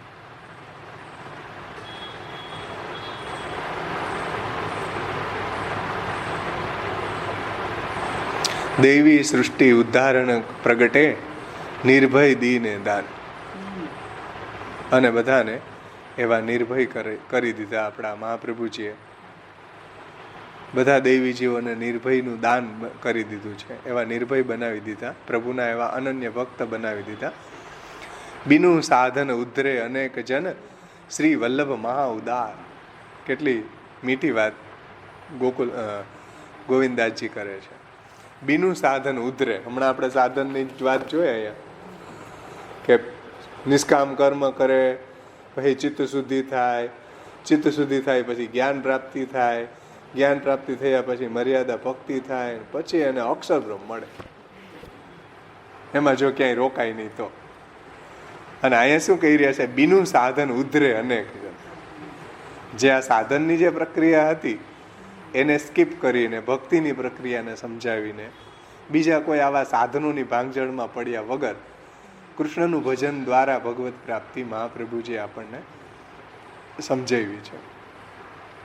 મહાપ્રભુજી આપણને એવો ભક્તિનો પ્રકાર શાસ્ત્ર આધારિત શ્રીમદ ભગવદ્ ગીતા અને શ્રીમદ ભાગવત ઉપનિષદ અને બ્રહ્મસૂત્ર ઇત્યાદિ શાસ્ત્રોનો બેઝ બનાવીને મહાપ્રભુજી આવો ભક્તિ માર્ગ આપણને સમજાવ્યો કે જેની અંદર આવા કોઈ બીજા સાધનો છે, જે ક્લિષ્ટ સાધનો છે, એમાં પડ્યા વગર આપણો ઉદ્ધાર આપણા આચાર્ય ચરણોએ કર્યો છે. જુઓ, બીનું સાધન ઉદ્ધરે અનેક જન, હે ને? બાકી સાધનનો વિચાર કરો તો કરોડો જન્મો વ્યાજ. જન્માંતર સહસ્રેષુ તપો ધ્યાન સમાધિભિ નરાણામ ક્ષીણ પાપાનામ કૃષ્ણે ભક્તિર પ્રજાયતે. ભક્તિ ક્યારે આવે? હજારો લાખો જન્મ વયા જાય પછી. અહીંયા તો આપણા મહાપ્રભુએ તો બીનું સાધન ઉદ્ધરે અનેક જન, અનેક દેવીજીઓનો ઉદ્ધાર કોઈ સાધન વગર જ એકમાત્ર પ્રભુના ભજનથી, ભગવદ આશ્રયથી, ભગવત સેવા કથા ગુણગાનથી એને ભગવત પ્રાપ્તિરૂપી ફલ દાન કરી દે છે. અદય દાન દક્ષ એવા શ્રી આચાર્યજી છે. વલ્લભ મહા ઉદાર, અદય દાન દક્ષશ્ચ મોદ્દાર ચરિત્રવાન એવા શ્રી વલ્લભ છે, જે મહા ઉદાર છે. મહોદાર એનું ચરિત્ર છે કે એવું અદયદાન જે કોઈ ન આપી શકે એવું અદયદાન આપવાવાળા શ્રી આચાર્ય ચરણો છે, શ્રી વલ્લભ છે, શ્રી મહાપ્રભુજી છે. દ્વિજવર વેહ પ્રગટે, પણ પ્રગટા કેવા રૂપે? દ્વિજવર, દ્વિજોમાં શ્રેષ્ઠ એવા શ્રી મહાપ્રભુજી દ્વિજવર. તૈલંગ કુલ દીપક પ્રગટે, શ્રી વલ્લભ મહારાજ કીર્તનમાં આવે ને, તો દ્વિજવર વે પ્રગટે સન મનુષ્યાકૃતિ અતિકરુણ સ્તમ પ્રપદ્ય હુતાશમ. તો એવા સન મનુષ્યાકૃતિ ધારણ કરીને ઉચ્ચ કુલમાં પ્રગટીને ગોવિંદ પ્રભુ નિજજન પ્રાણ આધાર. ગોવિંદાસજી કહે છે કે આવા મહાપ્રભુજી કેવા છે? નિજજનોના પ્રાણ આધાર છે, નિજજનોનું તો હૃદય છે. એટલે જ તો નિજજનો ગોકુલેશમ ભજન. અજ્ઞાનાદ્યંધકાર પ્રશમન પટુતા ખ્યાપનાય ત્રિલોક્યામ અગ્નિતમ વર્ણિતમ તે કવિભીરપી સદા વસ્તુત કૃષ્ણ એવ પ્રાદુર્ભૂતો ભવા નિત્યનુભવ નિગમાદ્યુક્ત માનેરવેત્ય ત્વામ શ્રી શ્રી વલ્લભે મે નિખિલ બુદ્ધ જના ગોકુલેશમ ભજનતે. કેમ?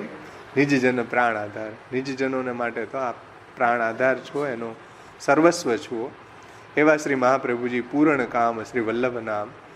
એમ ગોવિંદાસજીએ બે પદો દ્વારા બહુ સુંદર ટીકા આપણને સમજાવી. મહાપ્રભુજીમાં પણ આપણો દ્રઢ આશ્રય થાય ગોવિંદાસજીની કાનીથી, અને આપણને પણ મહાપ્રભુજી એવી કૃપા કરે, આપણને એવા નિર્ભય બનાવે, અને આપણે પણ મહાપ્રભુજીની વાણી, મહાપ્રભુજીના આવા સ્વરૂપને એન્જોય કરી શકીએ, માણી શકીએ. એવી મહાપ્રભુજીના ચરણ કમળમાં વિનંતી સાથે આપણા બે નામ અહીંયા સંપન્ન થયા. શ્રી મહાપ્રભુજીના સ્વરૂપનો એક નશો છે. એ નશો આ બધા ભગવદીઓને ચડેલો છે. બધા ટીકાકારોને મહાપ્રભુજીનો આવો નશો ચડેલો છે. એને આપણે જોઈએ તો આપણને નશો ચડી જાય મહાપ્રભુજીના આવા અલૌકિક સ્વરૂપનો, કે નખસિક સુંદર સુભગ મૂર્તિ નિરખ હું આઠો જામ. એટલે સર્વોત્તમ સ્તોત્ર એવું દિવ્ય સ્તોત્ર છે કે એના માટે પણ આપણે એવું કહી શકીએ કે નચ દ્રષ્ટા સર્વોત્તમ સ્તોત્ર વૃથા તજન્મ ભૂતલ. એનો જન્મ આ ભૂતલ ઉપર વ્યર્થ છે જો સર્વોત્તમનું અધ્યયન ન કર્યું તો. બાકી બીજા આગળના જે નામો છે એનું તમે થોડું થોડું લેસન કરતા રહેજો, પછી આપણે લેસન લેશું એટલે અમને થોડોક નશો આવે મહાપ્રભુજીના સ્વરૂપનો, તમને આવે.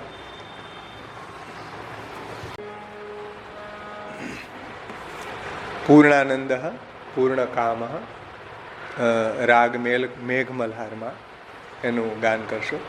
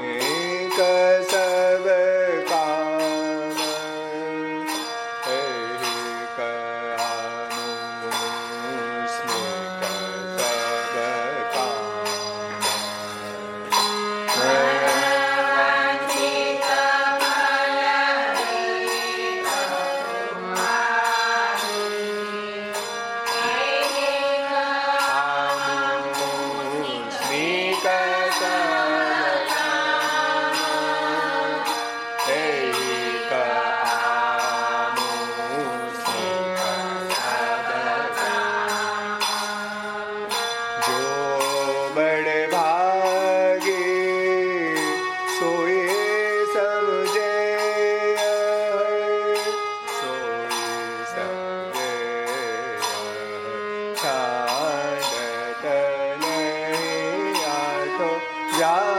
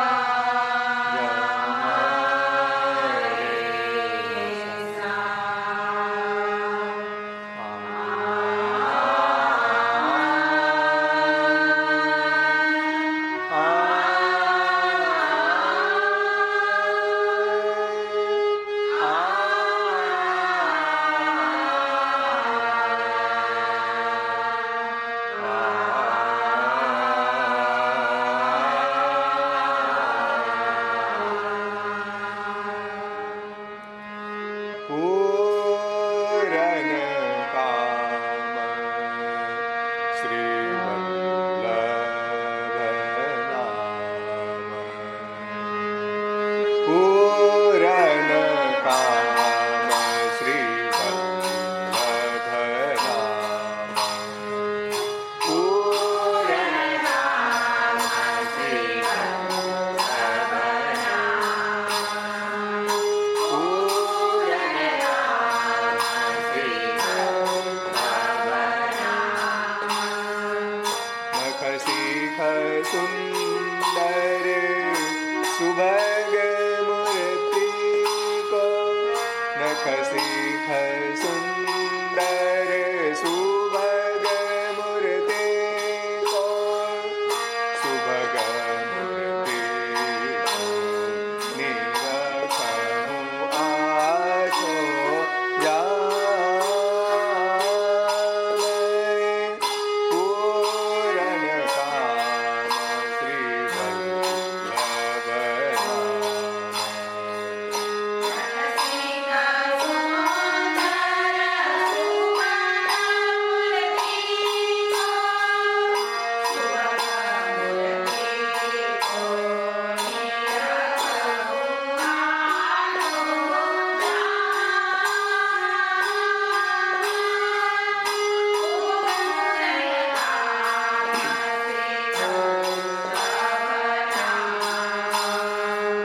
સુર નર મુનિ જન દિવી ભુવે પાતાલ નાવે કો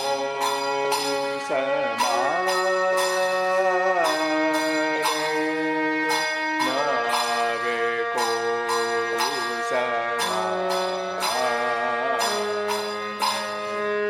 સુર નર મુનિ જન